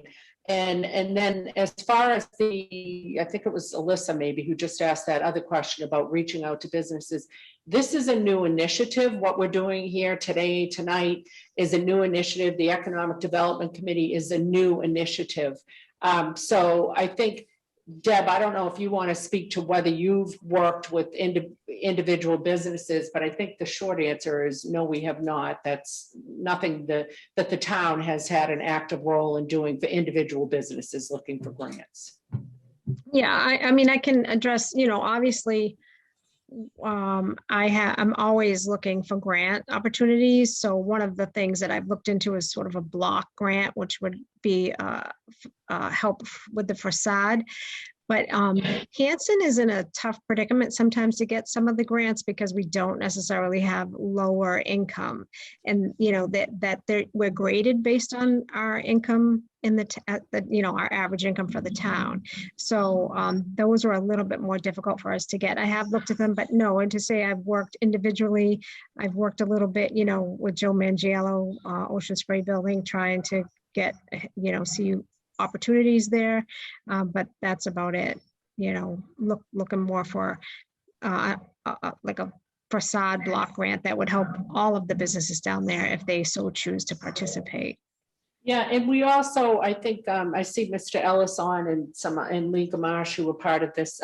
We had a TIF committee where we looked at tax incentives for one of the particular buildings that was along Main Street. That didn't end up working out, but it's definitely something that we would be willing to look at again if the right applicant came along in this section that we're talking about. And I know, Phil, you know this, and Deb, you know it, many of you do, but just for those that may not be aware of it, that type of a incentive is something where the town would say, and I'm making this up, I'm ad-libbing, but just for an example, the town would say for 3 years, we're going to either reduce or not charge you taxes because we know you are making a commitment to invest in the building that you own and you're going to bring it up, you know, in value. And ultimately, the town in perpetuity is going to get more taxes as a result of you making that improvement. And so we're going to partner with you because it's that important to us that this area improve. And we want you to feel that support and that partnership. And our only way of doing that, we can't give you money, but we can say to you, you know, because we're obviously financially, you know, in a difficult position and will continue to be, but we can certainly partner and try to incentivize. So I don't know if that was fully responsive to Alyssa's question, but short story, we try and we will continue to try to look for grants. Haven't had a ton of success, but we will continue. It's very competitive. And I think to Phil's point, the more vision we get, the more forward movement, the more support that we're able to demonstrate that the town in its entirety, the Board of Selectmen, the Economic Development Committee is supporting this effort, the better response we're going to get from the state when we do apply for these grants. Phil, did you want to chime in on that? Those are all, I think, excellent points. The only thing I would add is that, you know, that type of suggestion is also something that could then become one of the recommendations out of this plan. You know, it could be a more coordinated effort to publicize the existing resources that are out there. It could be, you know, trying to identify other funding sources for those types of improvements. DHCD, part of what they are looking to do with the results of this phase one work, that all 120 communities, have collected this similar type of information for their downtowns and have identified, what do they see as their biggest needs. And so DHCD has all that information now, and they're trying to kind of understand, what are the areas of biggest need across the Commonwealth and what resources are available today to help address those. And do they need to, find ways to allocate resources differently, shift them from one thing to another, find other sources to help meet some of these needs. So they're using all of this information that's been collected to help inform their, thinking and financial planning as well. So that's great. So hopefully there'll be new grant opportunities coming out of this. I know you're not making that type of commitment, but I'm drawing. Right. I don't want to put words in DHCD's I know mouth that, for Bill. sure. I know you're being very careful. Joe, did you have any other questions that were popping up? No, but Chairman Cushing from the ZBA did state that we appreciate all that have attended and welcome any questions and comments. The planning board shares that mirror image as well with that comment as well. Joe. Mr. Cushing. Yeah, I had a question for Phil in regards to the district. We talked about, facade and lighting and awnings and things of that nature with storefronts. Does it make sense? I mean, I've seen a lot of village communities in different towns that have commuter rails close to the districts. When people redevelop their property or develop their property, the town kind of pushes for I wouldn't say an escrow fund, but try to contribute to the infrastructure maybe in the district, and maybe beyond that, even try to have a consistent redevelopment plan for storefronts, awnings, kind of create some sort of zoning bylaws or regulations that recommend that we're looking for these type of awnings. When I'm talking about redevelopment, not forcing existing owners to do certain things, but when owners come in to put new businesses in for a special permit, which requires that for any change of hands of businesses, I think it makes sense to start talking about, let's try to make the district look consistent. Let's try to create funds to contribute to any grants and money that the town of Hanson could put up with redevelopment of that district. I just wanted you to comment on those, things I had mentioned. Mm-hmm. Yes, I mean, that's definitely different communities take a couple of different approaches to those in terms of kind of the look and the feel of investments in places. There are design guidelines that can be developed. There are other places that even offer kind of a technical assistance to business owners because, a lot of particularly small business owners, they're focused on the financials and the logistics of running their business. They may not know a lot about, what goes into a good storefront or, what kind of things would make my building more attractive for customers, so there can be, centralized resources that help provide examples of that say, here are, can go as far as even to say, here are a set of materials or products that we, would like to see here to kind of give them some ideas and give them a starting point. In terms of, kind of complementary public investment and private investment, that's where, demonstrating investment in the public realm can encourage property owners to make investments in their own private properties. If, the sidewalk is being fixed up and the streets being repaved and there's, signage going in to direct you to, Burge Pond and, other trail resources and things in the area, all of a sudden that can help, business owner or property owners see that, investment is coming here and encourage them to chip in their own money to make their own improvements to, kind of take advantage of that. So there's a lot of examples of, public funds, whether it's, town, state, federal, other grant resources, going in to kind of demonstrate improvement with the very specific goal of trying to catalyze private investment from other, property owners and business owners in the district. So, both of those are also things that we'll be considering in this next phase of work is, what might be appropriate here to help, encourage that sort of growth and development. Yeah, and, So is that responsive to your question?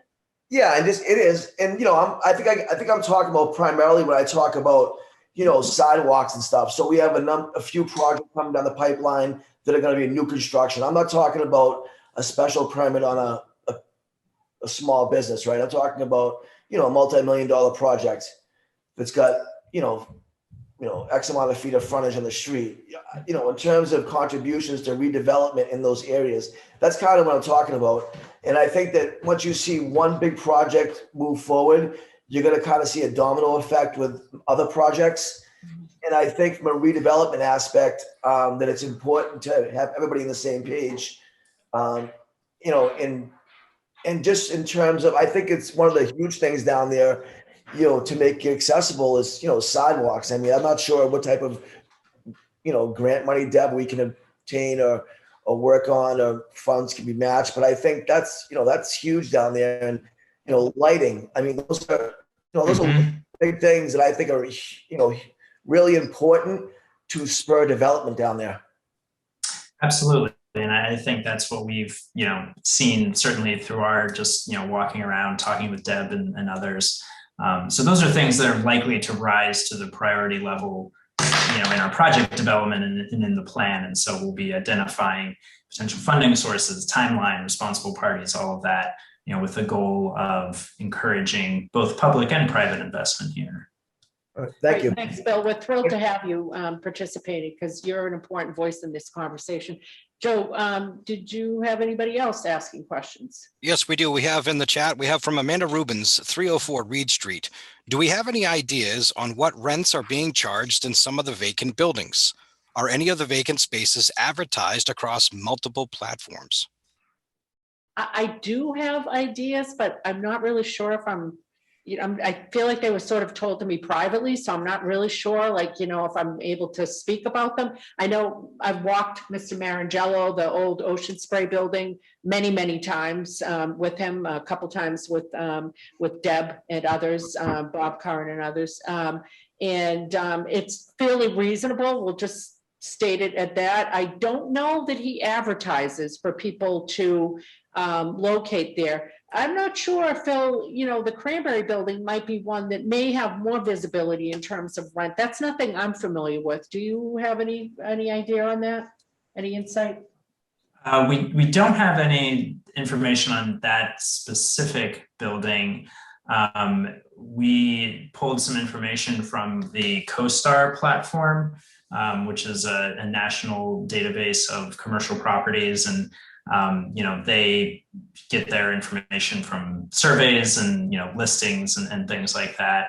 And I'm trying to recall the numbers offhand. I may have to follow up after the meeting with part of the meeting summary with some information on that. But I want to say it was maybe high teens to low $20 a square foot for commercial industrial space on sort of average across the district. So obviously that's going to vary depending on the size of the space, the age and the condition of the space, the type of use. But I think that's what that information was giving us as kind of a range. Okay, yeah, and just as an FYI, any question we can't answer tonight, we'll definitely put out, we'll get, the questions together, we'll get the answers together, and we'll put that out on the town website as soon as we're able to do that. So thanks for that question, Amanda. Mr. Campbell, Mrs. Gamache has got a question, if we can unmute her, and then we've got somebody in the audience that had a question or comment. So Joe, are you able to unmute Lee? Great, Lee. Yeah, I think you did. It's not really a question, it's an answer. My office does get that information, rental information, but it's not public information. So it's not anything that I could give out. Okay, yeah.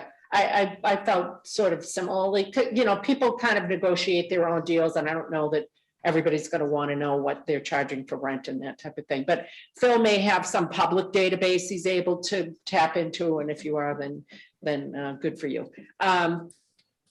So But if you want to just state who you are, because you're not up here. Sure. Yeah. Frank Lacey, 604 Brook Street. So I had two questions about the report that we will be getting at the end of this. If it's too early, please let me know. One question was, do you have any analysis on what kind of businesses thrive in other communities our size around this kind of economic area, around the T station? Whether it's bars or somewhere somebody can get a drink after work, have to get off the train. And the second question is, one of the great things about Hanson is kind of the old town feel of it. Is there any resources that these building owners can get to that you would be able to provide that would kind of let them keep the old time feel of their buildings, but yet still updating it? For example, the Cranberry, the Ocean Spray building. I think it's a wonderful building. I think with a little bit of maintenance, it would look absolutely fantastic. It would kind of have that kind of small town feel to it. Is there any resources that we have for that? Well, so can I just chime in, and then think this is like a two for maybe Phil and Deb.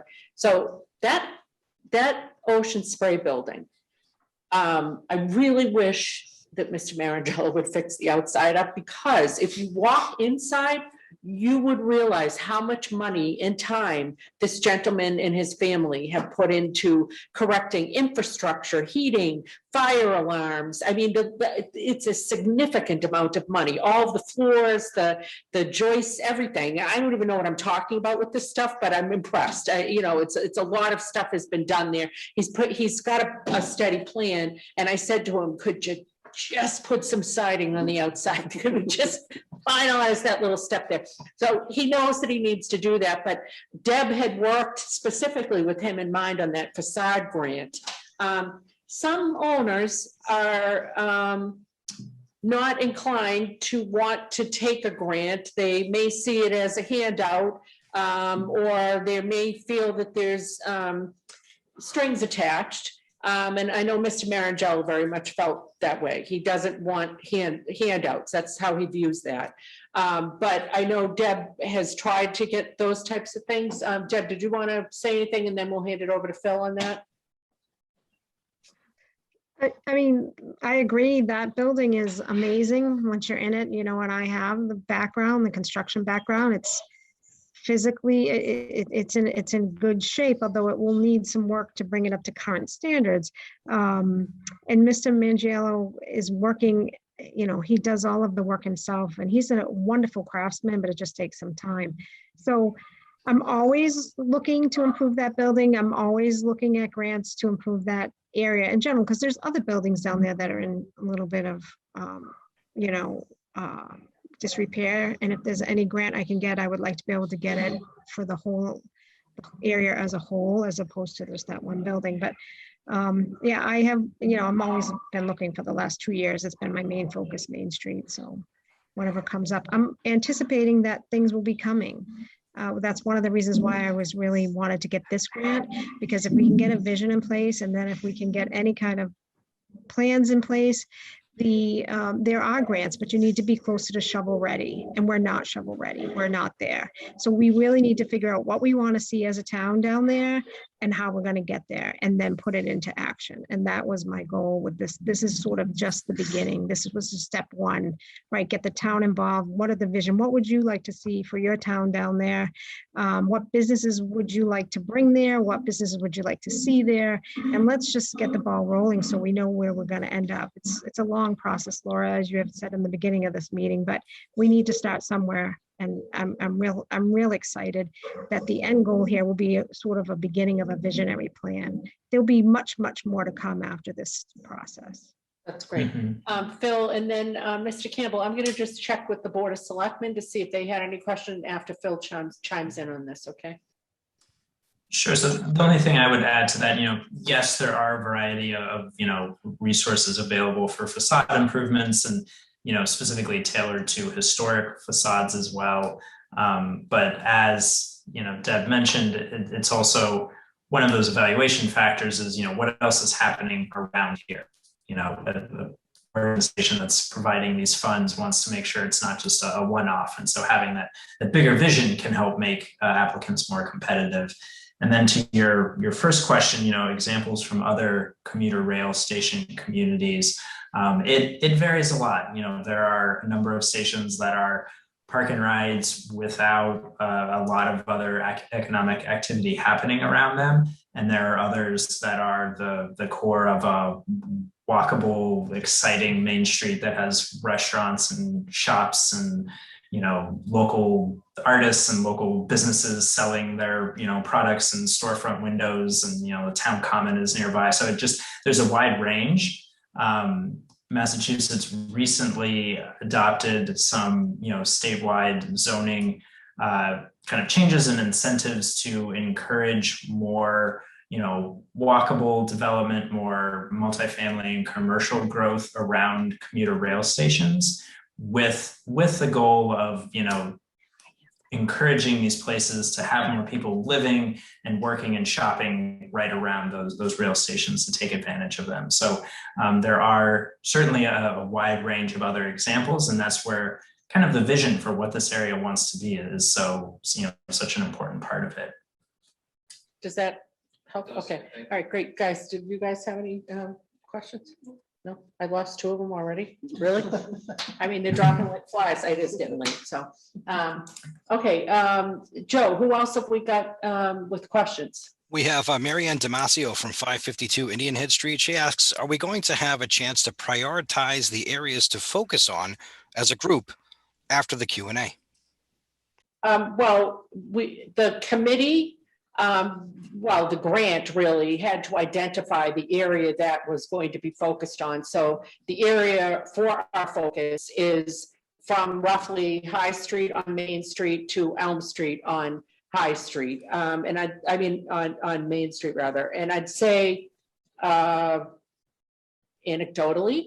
we would all prioritize right in the Ocean Spray building area. Right in that kind of area. And I don't know, Phil, is that really part of what you're going to work with us on, is prioritizing specific areas? Or I kind of thought it was going to be addressing the entire area. Our recommendations will be looking at the entire study area. Okay. So kind of prioritizing that within the town. I don't know if you were maybe referring to that list of initial priorities, yes, that I had flashed up on the screen. Said she was talking about topics. Yes. Okay. Yeah. So I know we're coming right up on 8, but it would be interesting if people have any other thoughts on priorities for the area, because that is actually something that would be helpful to help us kind of understand in terms of, you know, there is a lot that could be done here, whether it's public investments in streets and sidewalks, private investments in buildings and storefronts, you know, technical support for getting businesses online and boosting their online sales. So it would be helpful if people have thoughts or opinions on, you know, what are the top, you know, say 1 or 2 priorities that they see here, because that'll help our thinking as we move into this next phase of work. Did you want people to chime in and tell you now, or is there another format that you wanted them to provide this information to you? If people have a few minutes to stay on, it would be great to hear from people, you know, now. And then when we are ready to wrap up, I have just a couple of closing slides, and that includes contact information for both the Economic Development Committee and myself. And so anyone who has other questions, comments, ideas that they weren't able to get to in the meeting tonight, we do still want to hear from you. So please reach out, and I'll share that information before we wrap up. It'll also be available then at the meeting recording afterwards as well. Right. Thanks, Phil. Joe, I've got Alyssa Kitchen has got her hand up. You also have your hand up. And I don't know if we've got some chats that we haven't responded to. So did we want to hit Alyssa first and unmute her? She's unmuted. Okay, great. Alyssa? Hi, thank you. Hi. So I just want to say thank you for pulling this together. I think there's a ton of really fantastic potential in this whole area, and I actually live just moved right around the corner, so I'm extra excited about this, just being over on High Street. But, you know, as I'm sitting here listening to a lot of these priorities that are that have already been touched on, and I agree on just about every single one. But one thing I just wanted to kind of chime in on is, you know, what I've learned over time is really the importance of stakeholder buy-in, right, for any successful project. And I think in this case, the stakeholders that we're talking about are really us. It's our community members. It's people who want to start a business. It's people who are already successful business owners in town, or maybe there's somewhere else because they couldn't get a good space here. And so, or maybe it's someone like me who's none of the above, but I just really want to see what's best for our town and kind of see it grow and into this cool thing. So with that in mind, I think as a mom, as a community member, I think that a big priority is to really figure out how to get that buy-in from the majority of the town. And I love that you guys, like I said, I love that you guys did this today. I think for me, if I'm really trying to suss it out, the number one starting point would be to clean it up, right? Make it more pedestrian friendly. And that's something that I know you've already talked about, but if I could just, put like a gold star next to that, because I think that we could sit here and offer 1,000,001 business ideas, right? And I'm sure, restaurants, cafes, I mean, you name it, I think would be fantastic. However, at the end of the day, we need to be able to draw people in and then invite them to stay a while, right? Like sit and stay, and enjoy the space. And so the aesthetics of the area, I think, are just really crucial. And having those sidewalks, having that lighting, having it a place where people, they go get a great bite to eat. But if there's nothing to hang around and look at later, they're going to hop right back in their car and they're going to leave, even if it's the best, 5-star restaurant in the world. And then one more thing I'd note, and I'm sorry I'm taking up a lot of time, but I think that there really is a lot of potential to bring in these community members, right? And the community leaders. People have crazy talents, and people have a desire to give back to the area that they live in. And I think, if I had to guess, again, new to town, however, but if I had to guess, I would imagine that there really is a pool of potential resources here in Hanson, just in our community members, that we could tap into to help, even from the little stuff along the way. So anyway, that's my 2 cents. Thank you again. That's good stuff, Alyssa. So I don't know if you're seeing the screen that Phil's got put up here, but I think what I'm getting from you is you'd really say this third and fourth, the improved appearance of vacant storefronts and facade improvement program, you would prioritize those over some of maybe these softer, more short-term types of things. Yeah, exactly. I mean, 100%, because like I said, we draw people in, then we need to keep them there, right? They have to, I want to go downtown today. And I think that's, something that this could be, so. Okay, awesome. Thank you so much. Joe, I have no insight into what's going on. Who's got questions or? I think I can actually combine 2 comments that are on the chat. One of them is from ZBA Chair William Cushing. He says, does the town own any land that can be utilized for a small park or a green space? And I believe that I can combine that comment with Andrea Cipolla, who says, if you're looking for ideas as a mom of 2 kids under 10, what would attract me to come to South Hanson from North Hanson would be restaurants, coffee shops, lunch options, park or playground where my kids can play and I can grab a coffee. And I love the idea of making it more walkable. Okay, we happen to have, because we have such a panel of experts, if Lee is still on, again, I don't have any insight, but Lee would know whether we currently have any town-owned property in that vicinity. I'm not aware of anything, but that does not mean that Mrs. Gamache is not aware of anything. Vacant. I don't think that there's anything vacant up there that the town owns. There is it used to belong to the Hanson Firefighters Association. It looks like an old shed next to the fire department, the small fire department that's there, that the town does own. So that could be used for something. That I don't know what condition. I don't think that building is in great condition. But that's the only thing that I'm aware of that's town owned in that particular area. But, interesting concept to see, because you never know when pieces of property may come up, for conservation or whatever.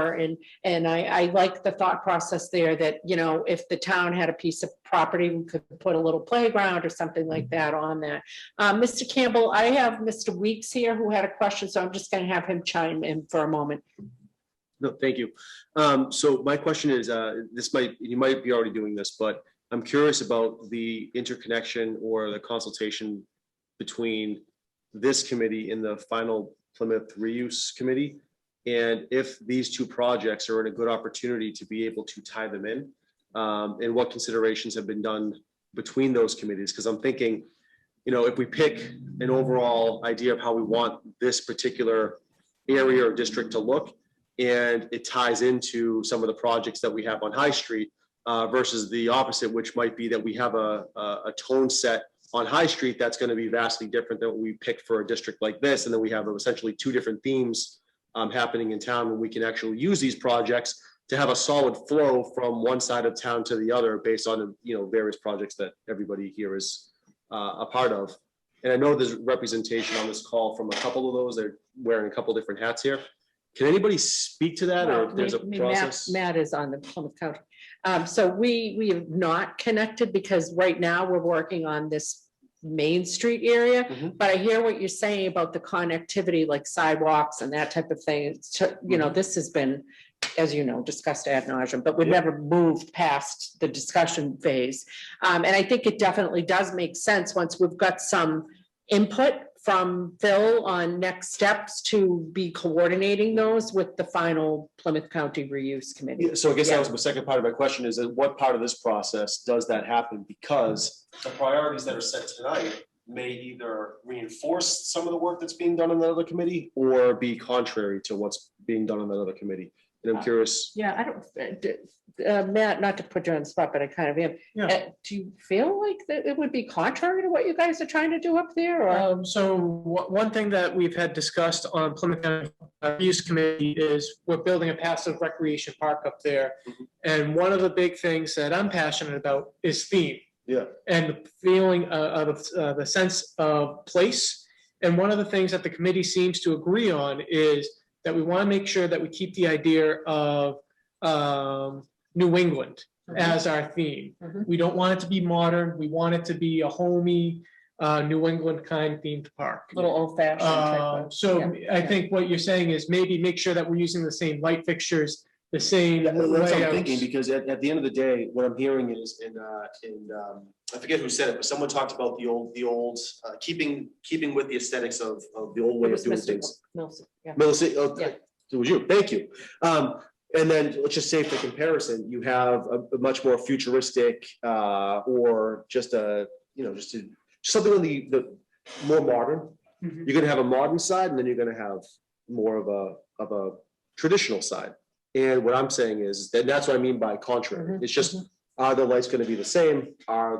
These are things that really you'd want to take into consideration. So whether it be tonight or whether it be in the future when we're doing this planning, I think it's very important that both of these committees at some point speak so that there's fluidity to the different projects. I agree. I couldn't see us going a modern, I mean, I'm just one gal on the committee, but I couldn't see us going modern on Main Street. That would be a little shocking to me. But again, I'm only one person, so, but I would think the aesthetic would be similar. But even to the point of like what Mr. Chafing was talking about, like signage.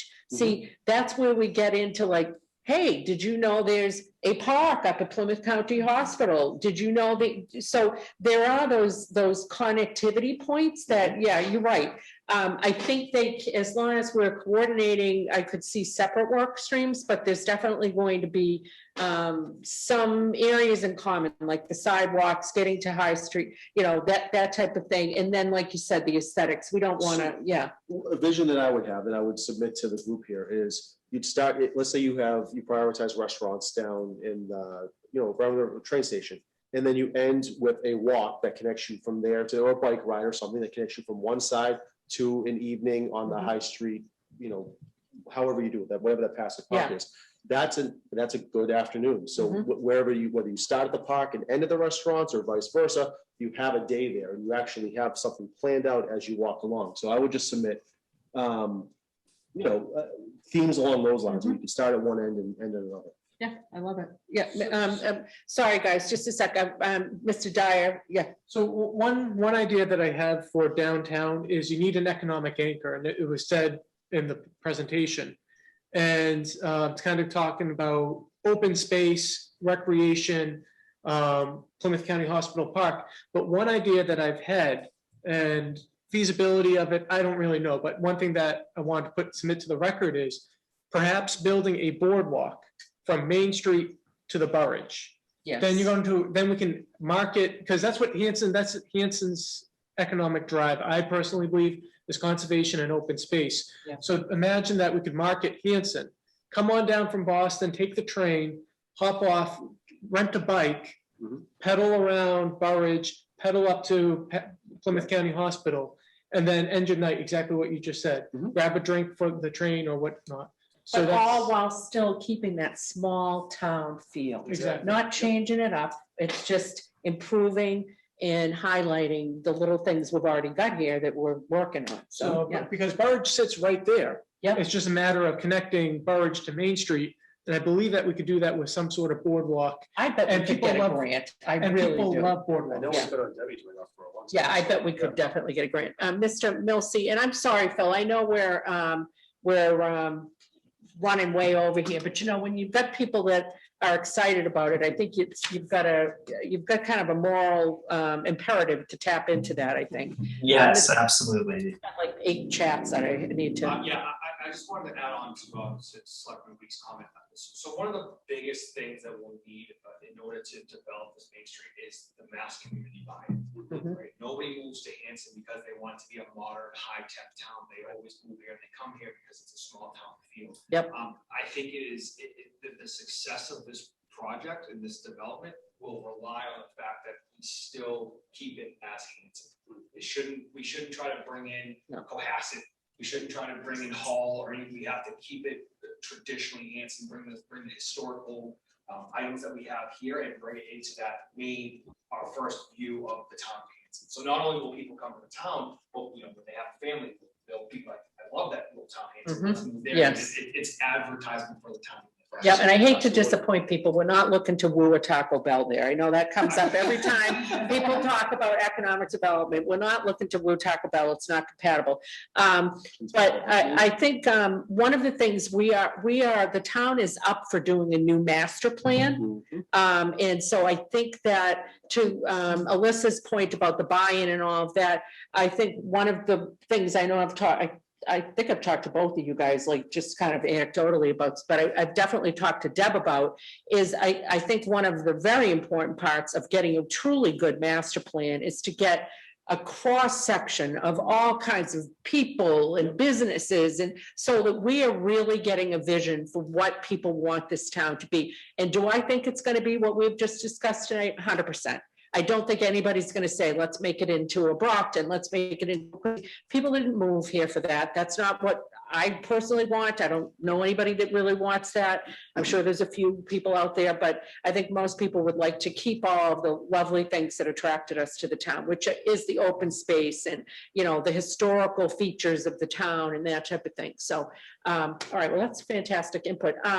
Mr. Campbell, are you still with us? And if so, could you catch me up on the chats? Sure. On the chat, I have Christine Getchell from 40 Lapham Street made a comment, quote, "One way we could try to get buy-in from the town is to speak how commercial taxes can help contribute to the town." Okay. Yep. Agreed. I think we all know we need the revenue. So good point. Thanks, Christine. Anything else, Joe?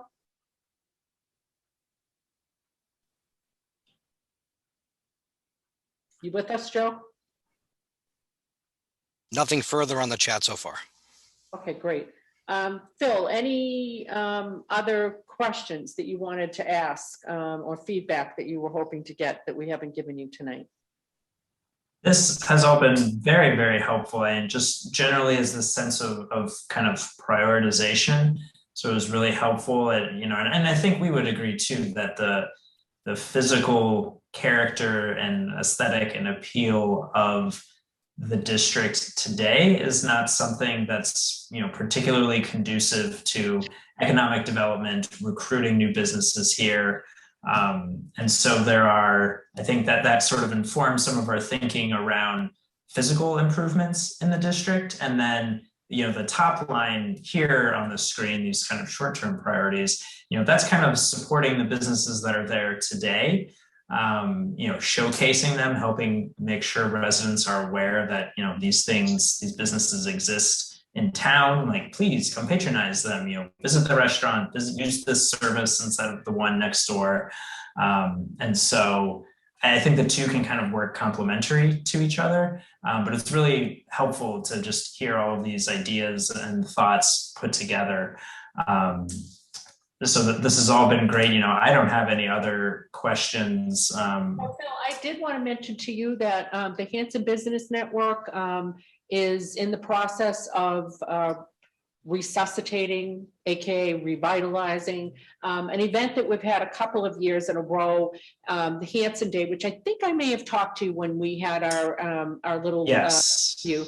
And so we're probably looking at kind of like a September timeframe. More to come on that. Need to bring it to the Board of Selectmen, get approval there. Need the Economic Development Committee to kind of put a little meat on that bone and flesh it out a bit. But, that is an event where, just as you said, we'd showcase existing businesses and give some businesses that have been shuttered or haven't really had any visibility or had any foot traffic an opportunity to remind people that they're there. And I think this year now with the Economic Development Committee, what I'd really love to do is get a bit more aggressive about recruiting some of the businesses that are in some of those little storefronts that we don't know about, but that they do business with the public and get them to that event. So just so you know, we've got that kind of, it's percolating. It hasn't been finalized yet. But then I think, the business resource guide or the technical training, those probably really need to be addressed as well. So, Phil, I don't know if you wanted to wrap this up and kind of give us a timeline on what we would be getting and when we might be getting that and next steps. Yes, I can quickly go through that. So our schedule here, as I said, we're kind of getting the second phase for the next couple of months. We'll be developing these project recommendations. So the goal is that by the end of the summer, we'll have a draft plan together sometime in August that we'll be sharing to get input and review of that.